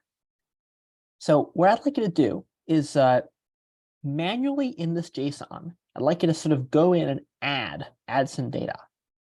So I want you to define the pop-up array. So sort of this inner pop-up list here inside of this JSON object. Find that pop-up array, something kind of like this bit here. So I've got like pop-up colon bracket. You're going to see here, this is sort of in there. It's like nested in there. It's a little bit tricky to sort of discern like where those open and close braces and things are.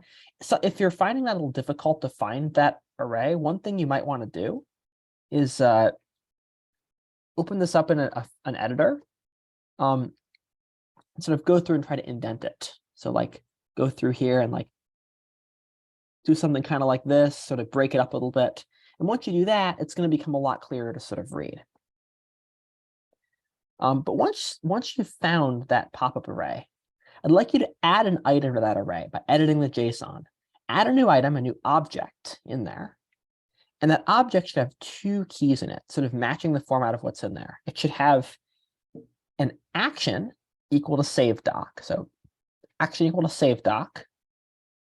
And then the value equal to save. So that's my goal. Go in there, or that's my goal for you. Go in there and modify that JSON string and add that property in there, add that object in there. Give you a couple minutes to do that.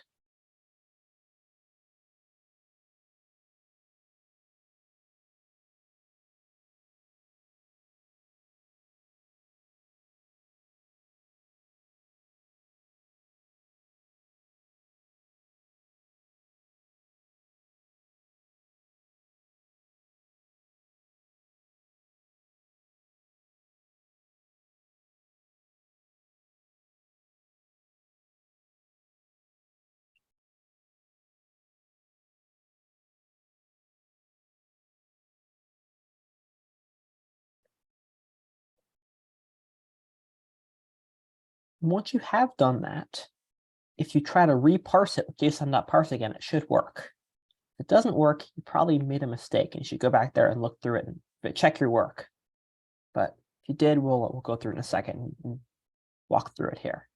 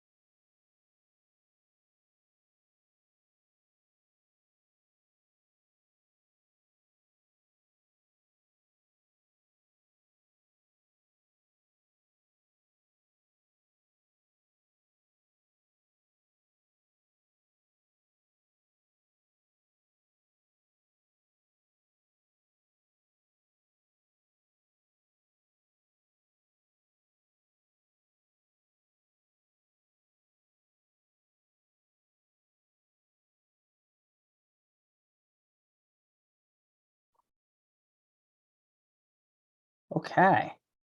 How'd that one go?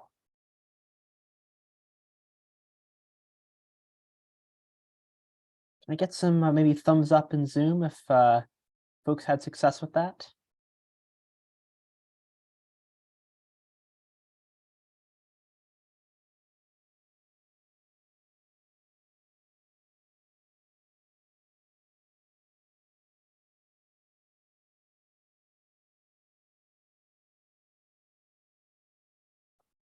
Okay, let's go through it here. So I've got this JSON string. I'll bring this back over into here. Run this again here. Okay. Now I need to stick my thing in here. I need to add this element into this pop-up array. So I'm going to go through, I'm going to indent this, makes it a little bit easier to understand. So every single brace, I'm sort of moving over one. And every open brace, I'm moving over one, and every closed brace, I'm moving back in the other direction one. And this is what works best for me, but different people have different ways they like to go about doing this.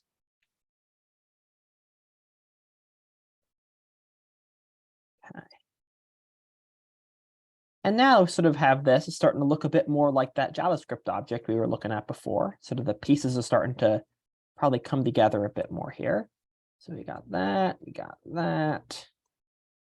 that, something kind of like that. I'm going to replace these quotes with backtick quotes just so this will parse properly still. Okay, cool. So now we needed to add an item to this inner pop-up array, which now that I've sort of expanded this out, sort of made this look a little bit nicer, just by sort of adding some new white space and tweaking sort of the spacing. It's very clear where the pop-up array is, I think. We sort of have this array here. So the key pop-up mapping to this here. And I'm just going to take one of these things and copy it and paste it at the bottom. What did I say that the value had to be? I said it was something like save, and looks like save doc. Yeah, so I go save doc. So I just copied an existing one and put it down below. And then if I run this and I go json.parse JSON string, seems to parse well, which is good. But let's take a peek in here and make sure that our thing actually showed up where we wanted to. So menu, pop up, looks like we got 4 items there. And yeah, there we go. Value, action, save doc. Looks like that worked. Now, let's say you mistyped something. Like, let's say you forgot a quote here and you hit enter. What's going to happen then? So what's going to happen is the JSON.parse function is going to throw an error because it can't parse that JSON. So if you're getting an error like this, something like an uncaught syntax error, most likely you've got a small little typo somewhere in your JSON, like a missing quote or like maybe a missing comma or a missing brace or something like that. And what's good, actually, something I'm going to mention to you, there's a tool it's worth knowing about to sort of help yourself write JSON. Especially as you start to write bigger documents, it's kind of pretty important. I guess I shouldn't say a tool, I should say a type of tool. You've probably used Prettier, I think, in VS Code before. And what that is, the tool like you save or you sort of like invoke Prettier, and it sort of will automatically format your code for you. And such a thing exists for JSON too. It's what's called a linter. So I'm going to take this JSON here, this JSON that's sort of all compressed. I'm going to look up JSON lint. And I'm just going to pick, I'm actually use DuckDuckGo, and it includes one built into my search engine, which is kind of cool. But if you just go down here, pick any of them, doesn't really matter which one, they all kind of do the same thing. Just click the first one here, jsonlint.com, it looks like. I paste my JSON on here and go validate, it'll automatically format it for me. That's often a really helpful thing when you have these like large documents. And what's also cool is if, let's say I was missing a quote, it'll actually tell you what line it's messed up on. And it'll be like, oh, this is where line's messed up on. This is sort of how it was messed up. Like I was expecting, and these error messages are sometimes a little bit cryptic, but like at least you got a line to start on, and you can sort of go from there and correct it and then click validate again. So a good tool to know about a linter for JSON. It might make your life easier if you're editing larger documents in the future. Anyway, that's sort of the second part there of that example. Any questions before I move on?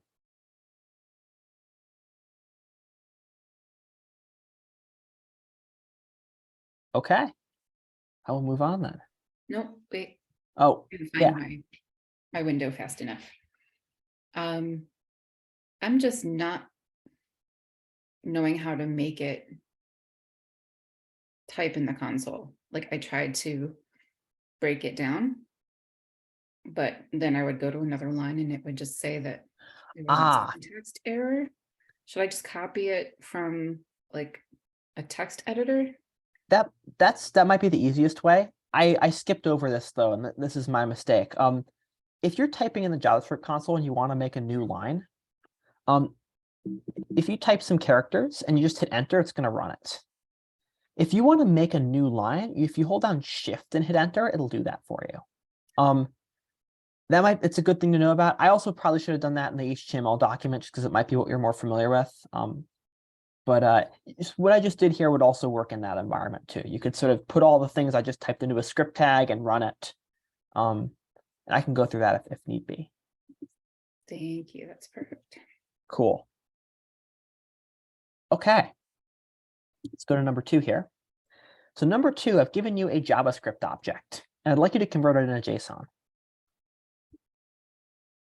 I'll paste this in Slack just because it'll probably make it easier for folks here. So give that a shot. Give you a couple minutes.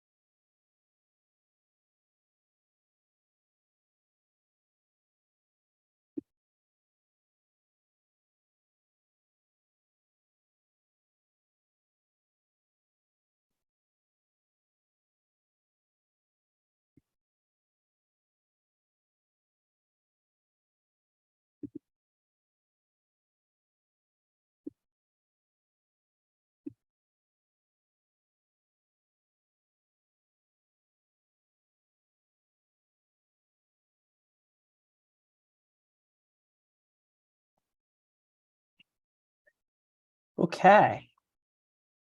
So for that one, we got to use the other JSON function. So we used JSON.parse before. This one we're going to use JSON.stringify. So stringify sort of converts into a JSON string.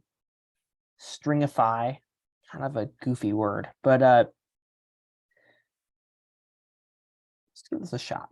So I'm going to take this and I'm going to paste it in here. I'm going to go JSON.stringify JavaScript object. There we go.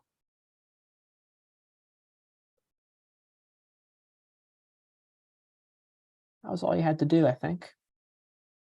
Any questions with that? I'm assuming you figured out the first one. That one was probably about as straightforward. Cool. Seeing some heads shaking. Okay. Okay,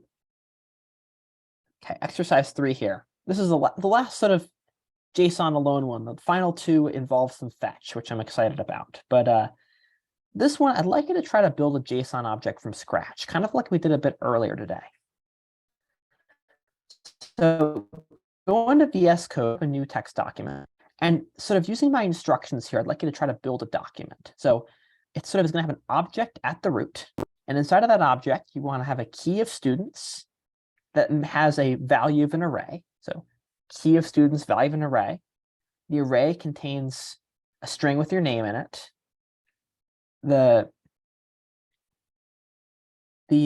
object contains another key of instructor that has my name in it, and then a key of cohort number that maps to 4. So I know it's a lot of stuff. It's all written out here. You should be able to just do each of these steps. And if you take that and you put that into JSON.parse, see if it decodes properly. And if you did it right, it should. So I'll give you a few minutes to give this one a shot too.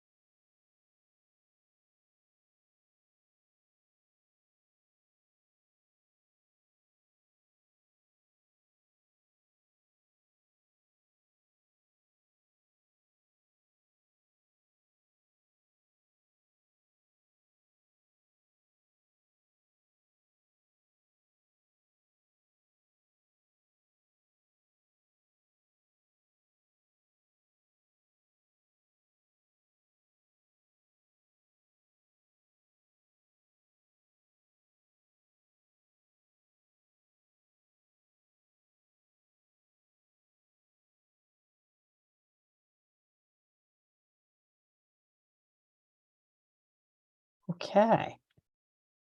So for this one, I'm just going to start putting together this object here in VS Code. So I've got my text document here. So I said that sort of starts with an object. So if that's what's in the root, so I'm going to make myself some curly braces. And then within that, I'm going to put a key of students. So this object, so it goes key value. So students. And that maps to a value of an array. So value of an array.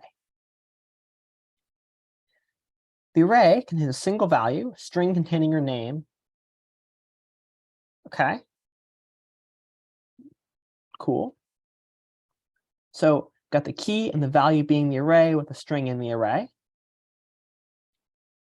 The object contains another key of instructor that maps to a value of Ryan. Okay. So key of instructor maps to a value of Ryan. Okay. And contains one final key of cohort number that maps to the value 4. Cohort number 4. Something kind of like that. Okay, well, let me take this. I'm going to copy this into Slack just so you folks have a reference if you'd like. I'm going to try to put this into the JSON tools in the browser and see how it goes. So I'm going to go like json.parse, putting that in the backtick string so it allows me to do a multi-line string. There we go. It looks like that parsed right. So I've got a student, has Ryan in there, and an instructor of Ryan and cohort number of 4. Cool.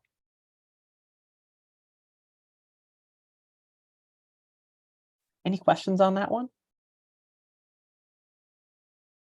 Sweet. Okay, this is where things start to get a little bit more complex, real world, and fun, I think. There is an endpoint on the careersincode.ml server, a /JSON endpoint.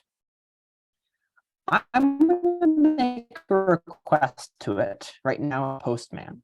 And then I would like you to try to make a request to it with fetch in your web browser. So this is sort of jumping onto what we talked about earlier this week with fetch and promises and all that stuff. So I'm going to do it in Postman just to sort of show you what you should get back so you can make sure that you did your work right. And then I'm going to have you do it with fetch. And then afterwards, I'll do it in fetch too, just to sort of show you how that goes. But I'm going to make a GET request to careersincode.ml and /JSON. So I'm going to open up Postman here. I'm going to go GET request.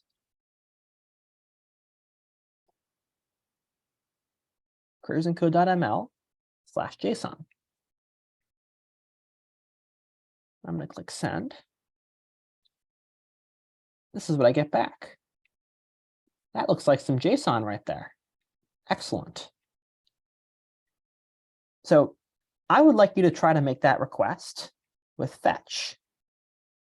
And when you're done, just log out that JSON, sort of do the whole like response.then, or promise.then response, and like response.text, and sort of get the thing out of there. So what we did earlier on this week.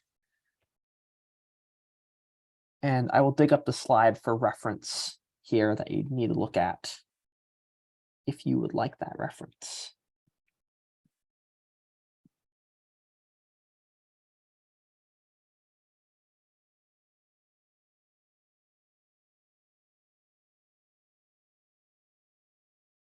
Yeah, if you would like a reference, go to slide 145, and that'll sort of show you how to make that fetch request. But otherwise, I will give you a couple minutes to sort of try to figure this out here. And hopefully it goes well.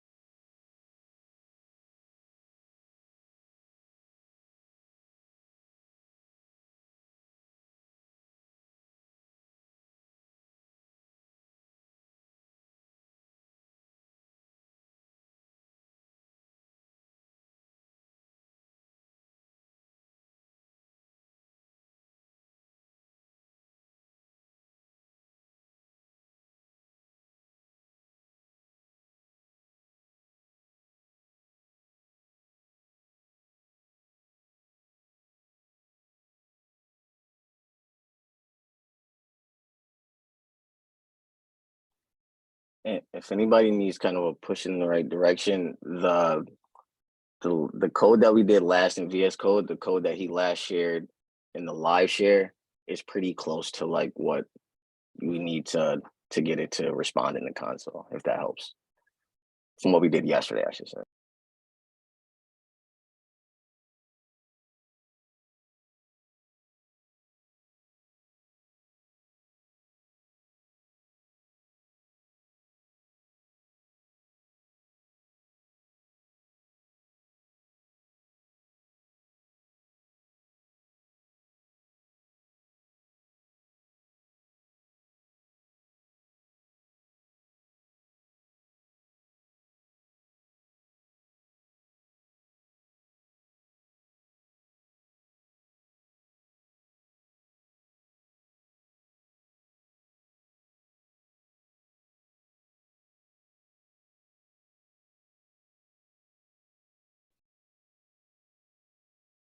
Yeah, it was a good tip, Brian. But generally, how are folks doing? Suspect this one's probably a little bit more challenging than the ones before it, but it requires sort of some knowledge from earlier on this week. But you want me to give you some more time in general, or should I go through it now?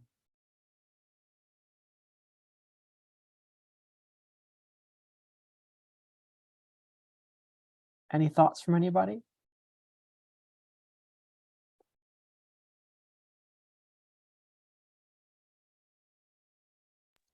Well, I'll share. So I got I'll put it like this. I made a request and I did get a response, but as I'm going through it, I got a status of 200. So it's not a successful request. So A status of 200 is a successful request. oh, okay. I'm sorry. Yeah, starts with a 2. So 2 means you got back what you wanted to get back. Yep. I think I'm going to start going through this here because I'm not hearing anything else telling me otherwise. So yeah, Brian was right that sort of generally where we want to go with this is what we were working on before. Oh, not this, the live share. But I'm going to sort of start from scratch here. So I'm going to make my HTML. Actually, before I do this, I'm going to save this somewhere. Make a new folder. I'm going to call this Json.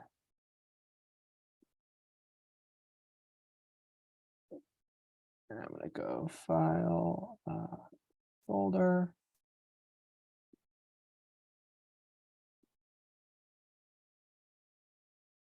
Sure. No. Don't save. Do this one more time here. Open. Okay, cool. And I want to make a new file called index.html. Okay, sweet. So HTML, head, title, JSON example, something kind of like that, body. Okay, something kind of like that. And then in my body, put a script tag. I'm just going to start off with a console.log hello world. Make sure this works before I get going here. Click go live for this to run. Go over in here and hello world. Okay, excellent. Cool. Okay, so let's make our request. So if you remember, our host name is careers in code.ml. Our path is /JSON. Our method is get. So I'm going to start typing out my fetch. So fetch, it's a function, takes 2 parameters, the first one being the URL to make a request to. So sort of putting this together into a URL. And my protocol HTTP // careers in code.ml /JSON. So sort of by this point, I hope you're starting to become a little bit more familiar with URLs, and trying to type this out isn't that big of a deal for you. The second parameter is an object with some options in it. In this case, it's actually kind of optional. We don't really need it because there's only like method, the default method for fetch is get, so we don't necessarily have to specify it, but I will just to be pedantic here. But we don't have any custom headers, we don't have any body going on. So I'm going to go promise equals. Okay. So now we got that promise thing. So that's sort of storing the, I'll sort of pointer to the data that'll come back from fetch eventually. That'll be the response data. And then we're going to call on promise dot then function. And then dot then take a callback, which will run when that data shows up from the response inside of the promise. Should all sort of be reviewed from earlier in this week. If you're still having trouble with this, feel free to rewatch that video or reach out to me. We can do a little one-on-one session or something. But then once this is, once you've got back that response data, you might just log out our status maybe to start with. And then I'm also going to do something where I go like response dot text dot then. This is sort of the, actually I'll put that in a promise. Promise 2 dot then, and then text. Something kind of like that. So what I've done here is I've made my request, attached this function to run when the response comes back. When that response comes back, this function will run. This first line will log out the status code of the response. Should be 200. And then this response.text will run, which is sort of the thing you can do to get the data within the response body. And this will run and will give you back another promise. So remember the sort of this two nested promise situation we talked about. Then once this promise becomes resolved, hopefully, this function will run, and then it'll log out the body text. So let's save this here. You think you're missing a parenthesis on the response? The top one? Promise dot response. Oh, right here. And on top too. Yeah, so these are actually optional. You don't have to have them in JavaScript, but yeah, it's probably a good idea to include them. Yeah, and then here we go. So we got our status code, we got our response text, and that's what we needed to do. So I'll take this and I will post it in Slack so you have it as a reference here. I got that back for somehow. I thought that was not what I was supposed to get back. It matches what we got back in Postman. I will say that Postman does format the JSON a bit. So like if I go to raw, I'm like, is that what I'm supposed to get back? Like, it doesn't look right. yeah. It's if you go to raw, so like as you've probably seen, looking at that compressed JSON is a little bit difficult as a human. So a lot of tools will actually automatically format it for you. So that's what Postman's doing here. If you have the pretty thing selected, it'll format it for you. If you go to raw, it'll just be the regular one. And there's all these other options here that do other things. I only know what these two do though. So yeah. Let's take this one step further though. And this is sort of getting onto what our next exercise is going to be, but I give you a little preview first. So we've got this text. I mean, we were talking about that we could like parse that as JSON. We could like take text and parse it into JSON data. So why don't I do that? Why don't I do something like const JSON is equal to JSON.parse text? You know? So I'm taking this text that was printed out and I'm parsing it into a JavaScript object. And now if I log that out instead, I get this. Ooh, we can start to do stuff with this. So like, let's say maybe instead of logging out the whole JSON object, I just want to log out like what's under the key of hello. Do JSON.hello. And now we just get world. Or I could do something like hello.numbers. And get a list of numbers. Or maybe something like, what if I did something like for const number of numbers? Or I guess it wouldn't be numbers, it would be JSON.numbers, and then log out number.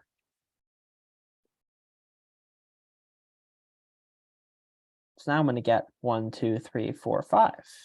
So, I mean, these are just me making stuff up here, but the point is, if you parse that response body as JSON, you've now gained a bit of a superpower. You can do whatever you want with that data in JavaScript to display it in whatever way makes the most sense for your application. And this is a nice segue into the next exercise, because this one is really where I think is going to start to tie things together. So I have an endpoint, a path on the careers and code.ml server /number list, number-list. This endpoint returns a JSON array of numbers. And what I would like you to do is to make a request to this endpoint with fetch. You can modify the code that I sort of sent already down in Slack, or use whatever you had before. I'd like you to make a request to this endpoint and take the JSON data you get back, parse it, and add up all the numbers and give me the total they all add to. So where we're starting to get to here is we're not just going to be like showing our data. We're actually going to do something with our data. We're going to like take our data, process it, and then log it out and show it to the user. And now we're really starting to get into like what you're actually doing as a web developer. Like you're taking data often from third-party services, servers somewhere. You're downloading it, you're parsing it, you're somehow formatting that and displaying it to a user. So print out the total. And actually, let me do it in Postman real quick, just so you can see what you should be getting back to sort of validate that. But if I update this to be number list here, so you're going to get something like this, a bunch of numbers, and your goal is to add them all up. So give that a shot. If you're having trouble, maybe try making the request in Postman first. And if you sort of are able to, if you're able to just even list out the numbers, like that's a good first place to start. Sort of if you're having trouble, get to that point, and then start to think about how you might approach adding up all the numbers, how you might approach like going through every item in the array and sort of totaling them. But just start with the request part if you're having a bit of a difficulty with it. So I'll give you a few minutes to give that a shot. Oh, and I'm also going to post what I just had here, this example, in Slack too, if this is helpful. Which I suspect it probably will be.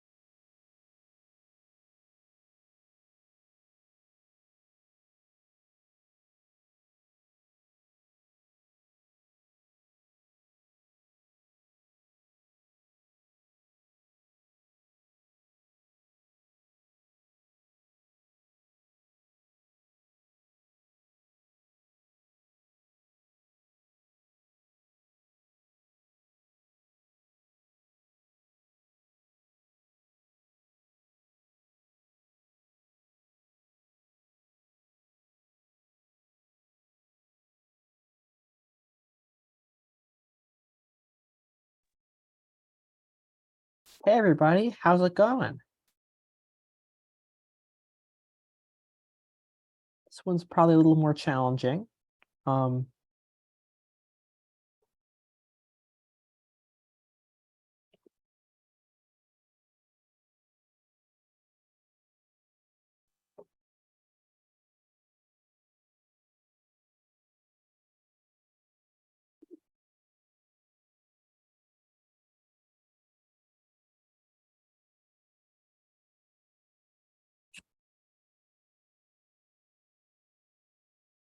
So I can wait a little bit longer, or I can go through it now. I guess if folks are sort of halfway through, I don't want to sort of spoil it while they're working on it, but I have a quick question, and Yeah. you might have gone over it in Postman, but I was trying to work over here. Yeah. In the response, in the original response that you get back just by going to the number list endpoint, where would the numbers be at? Like in that might be giving away too much, but like I can't find where the numbers are in that response array. They should just be in there, like just have an array with numbers like right inside. They shouldn't be really nested at all. Well, does it make a difference? I'm doing this in the console. Should I do this in VS Code? It doesn't really matter. You can do it in either. It might be a little bit easier in VS Code. But if I were to like just, for example, take this here and copy this, and then go over here to console and do something like JSON response, just sort of like something kind of like that. So sort of effectively as if I had gotten that back from the server. I run like json.parse on it. Should get something like this. And if I were to store that into a variable, maybe like data. Oh, I've already used data. Let me do this one more time here. So data will be an array, and if I do like data 0, that's the first element, data 1, that's the second element, and so on and so forth. Does that make sense? I mean, it definitely makes sense. I guess I got to figure out what I'm doing wrong that like, because my response is way more than just an array. It's like, it's a lot going on, but it looks pretty similar to what we've seen in other days. You know what I mean? It's got like the response has a body, the headers, prototypes. Are you sure that you did the response.text thing? Well, I didn't do response.text. Honestly, I was just trying to see like what originally came with just going to that endpoint. So that might be why. Yeah. I was just looking, I was just console logging that initial response. And then I was going to kind of try to look through that and see if I could find like what is the exact thing that has the numbers, you know, as opposed to just kind of going off of what you did. But you know, I see. I might have got a little too far in the weeds. No, that makes sense. I think what you did is you did something like logging out response. So if well, I guess I'm starting to give away things a little bit here now, but if I were to update this to be like number list, you probably see something kind of like this. Right. So this is the response object. So this has things like the status code, the status text, response headers. This doesn't actually have the responsive body in it. In order to get that, you've got to do response.text. And that will give you another promise that then you can call then on. And that will actually give you the response text inside of the response. So the body of the response. Okay, so this is, I guess this is where my confusion was. Is that .text, is that a property that's on the response object, or is that like some built-in word? You know what I mean? I'm probably not saying that. Yeah, so you're probably looking at this and being like, I don't see text in here anywhere. Right? Right. Yeah, so I don't know if you talked about it with Max, but there's this thing down here, this prototype thing. And if you open that up, you'll see text in there. And that's where it's coming from. That might be a little bit out of scope of this conversation right now, but maybe a thing to have a sidebar sometime about. But the way that JavaScript sort of does property lookups is this thing called prototype inside of it. It allows you to sort of put like built-in kind of like methods in there. So this response on it has a text property. and you'll see that text is a function. And if I run text, I'm going to store it into a variable while I'm here. Like, this is a promise. So when I run this method, I return me back a promise. And you can see this promise, by the time I ran, it was already fulfilled, and that data on the side looks awfully like our JSON array. Does that make sense? That explains a whole lot, because I was trying to, as opposed to just typing .text, I wanted to see like what text looked like in the response object. And so basically .text, it basically is a promise. So when you call it, when you attach it to something, you basically have to treat it like a promise again. Yes. It's a Interesting. secondary Okay. promise. Yeah, Gotcha. it's quite weird and confusing the way they decided to build it, but just how it works. Okay, thank you for explaining. That explained it well, because my natural mind is to think that it's .text is a property. It should have the property, should have the array, Yeah. but that makes sense that it's a promise because it has to do something with it, basically. Yeah. I'll also mention, for anyone who's curious, if you're looking through this list, you probably saw something JSON. What's this? So I didn't talk about this yet because, frankly, I like to sort of approach these things as more as like building blocks and sort of teach you about the power tools once you actually know how to do this behind the scenes. But there's this JSON thing instead of .text. If you run that, well, and you don't run this already on your thing. Let me do this one more time here. Okay. If I run this, it will actually do the .text and JSON.parse in what's a step automatically for you. So it will do the parse and give you back your JSON in one go. So if you're maybe a little bit ahead and think you figured it out, try to do it with this .json thing instead of the .text. This is I actually started to try that, but I was like, I don't want to break something like the JSON, but that actually makes sense. Okay. Yeah, and in practice, no one actually does .text, JSON.parse. Everyone just uses .json. Like, it's we're doing this the long way, but like, this is how you actually do it.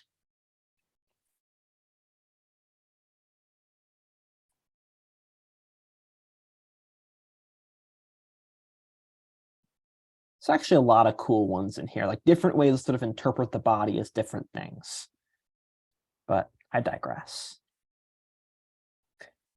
So I think I'm going to start going through this here because we're sort of starting to come up against the class time. And I sort of want to give you something to take away, like a solution of this. You can play around with it on your own if you'd like.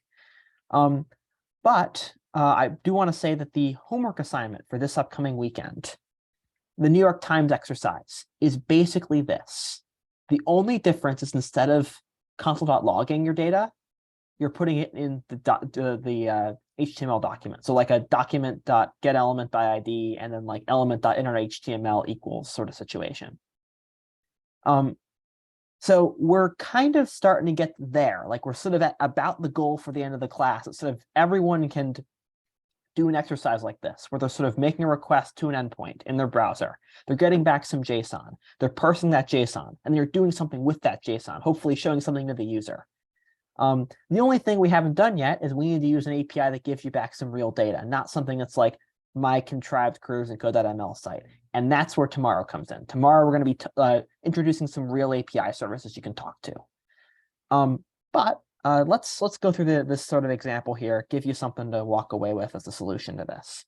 So I'm going to start from scratch. I'm not going to use my existing code to show you show you how I'd synthesize this from the beginning. Okay. So to start with, I got to make a request that numbers list endpoint. So I'm going to start by making a fetch call. The first parameter, that's going to be our URL. So http //careersincode.ml /number list. Now I'm just going to omit that second parameter. You could put in here a method get, but we don't really need to. And in practice, like I want to start to get to the point now where I'm not doing things in a super contrived way. I'm starting to show you how things are actually done here. In practice, people wouldn't really do that. So I'm going to go promise. I'm going to go promise.then response that. Okay. And I'm going to log out my response. Something kind of like that. Okay. And now we got a 200. That looks good. Okay, let's do that secondary promise thing. So let's go response, excuse me. Response dot text. Put that into a promise to. Okay.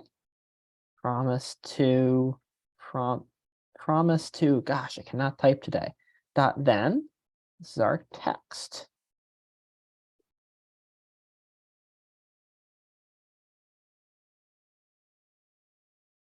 Okay, so now we've sort of done both steps there. We've got our body text logged out here.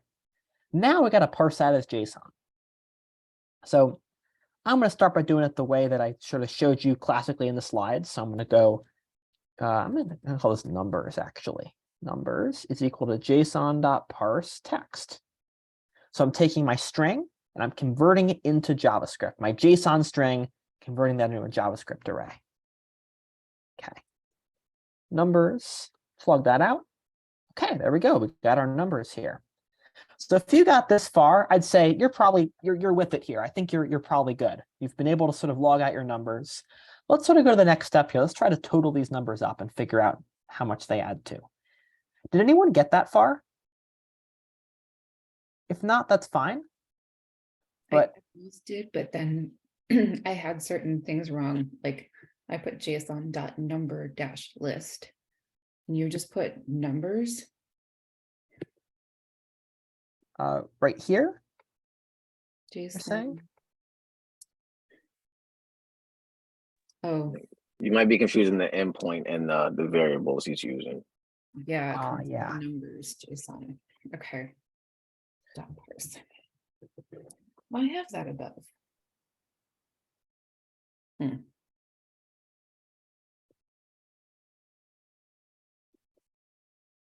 Well, if I wanted to add these numbers up, how would you, like, anybody have any thoughts on how you might go about totaling like a list of numbers, like summing them up? I would create like an empty variable, like maybe starting at 0. Okay, like we'll call it like maybe total. Mhm. Okay. Then you can loop over numbers. So like what kind of So loop? like for const number of numbers. Okay. And you would do total plus equals number. Yeah, cool. And then log out total. I like the direction you're going here. Let's give that a shot. See how that goes. That looks like that could be the right answer. Did anyone by chance go through the exercise of trying to add them all up manually and seeing what they total to? If you didn't, that's fine. But let me do that here. So place all the commas with pluses. I will tell you though, I'm pretty confident that's correct. But I just want to prove it to everybody.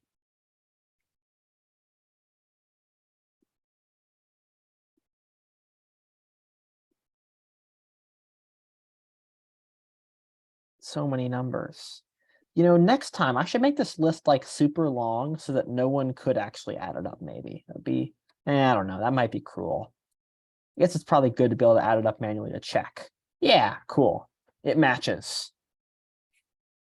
Nice. So that's sort of the goal here. And let's take this one step further. Like, what if I had a div with an ID of total, and I did something like number total, and then I did something like document get element by ID total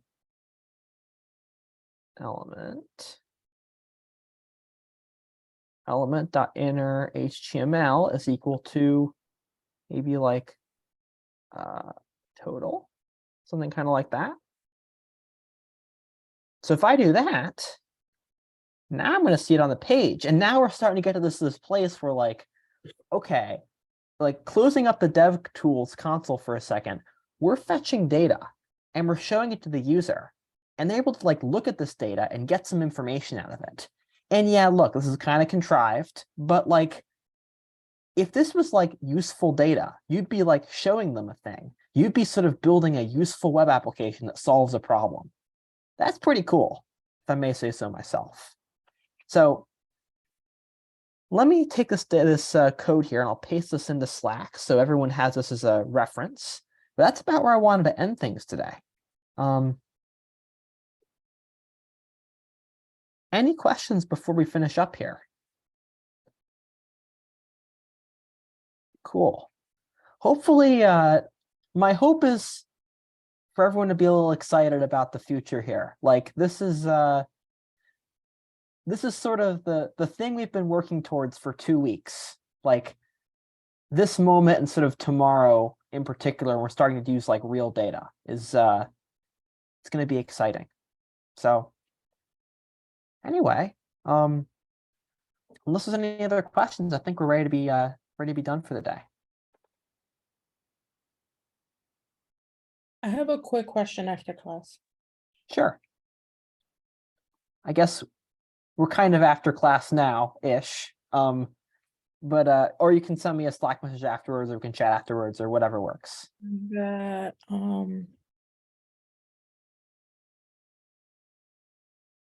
this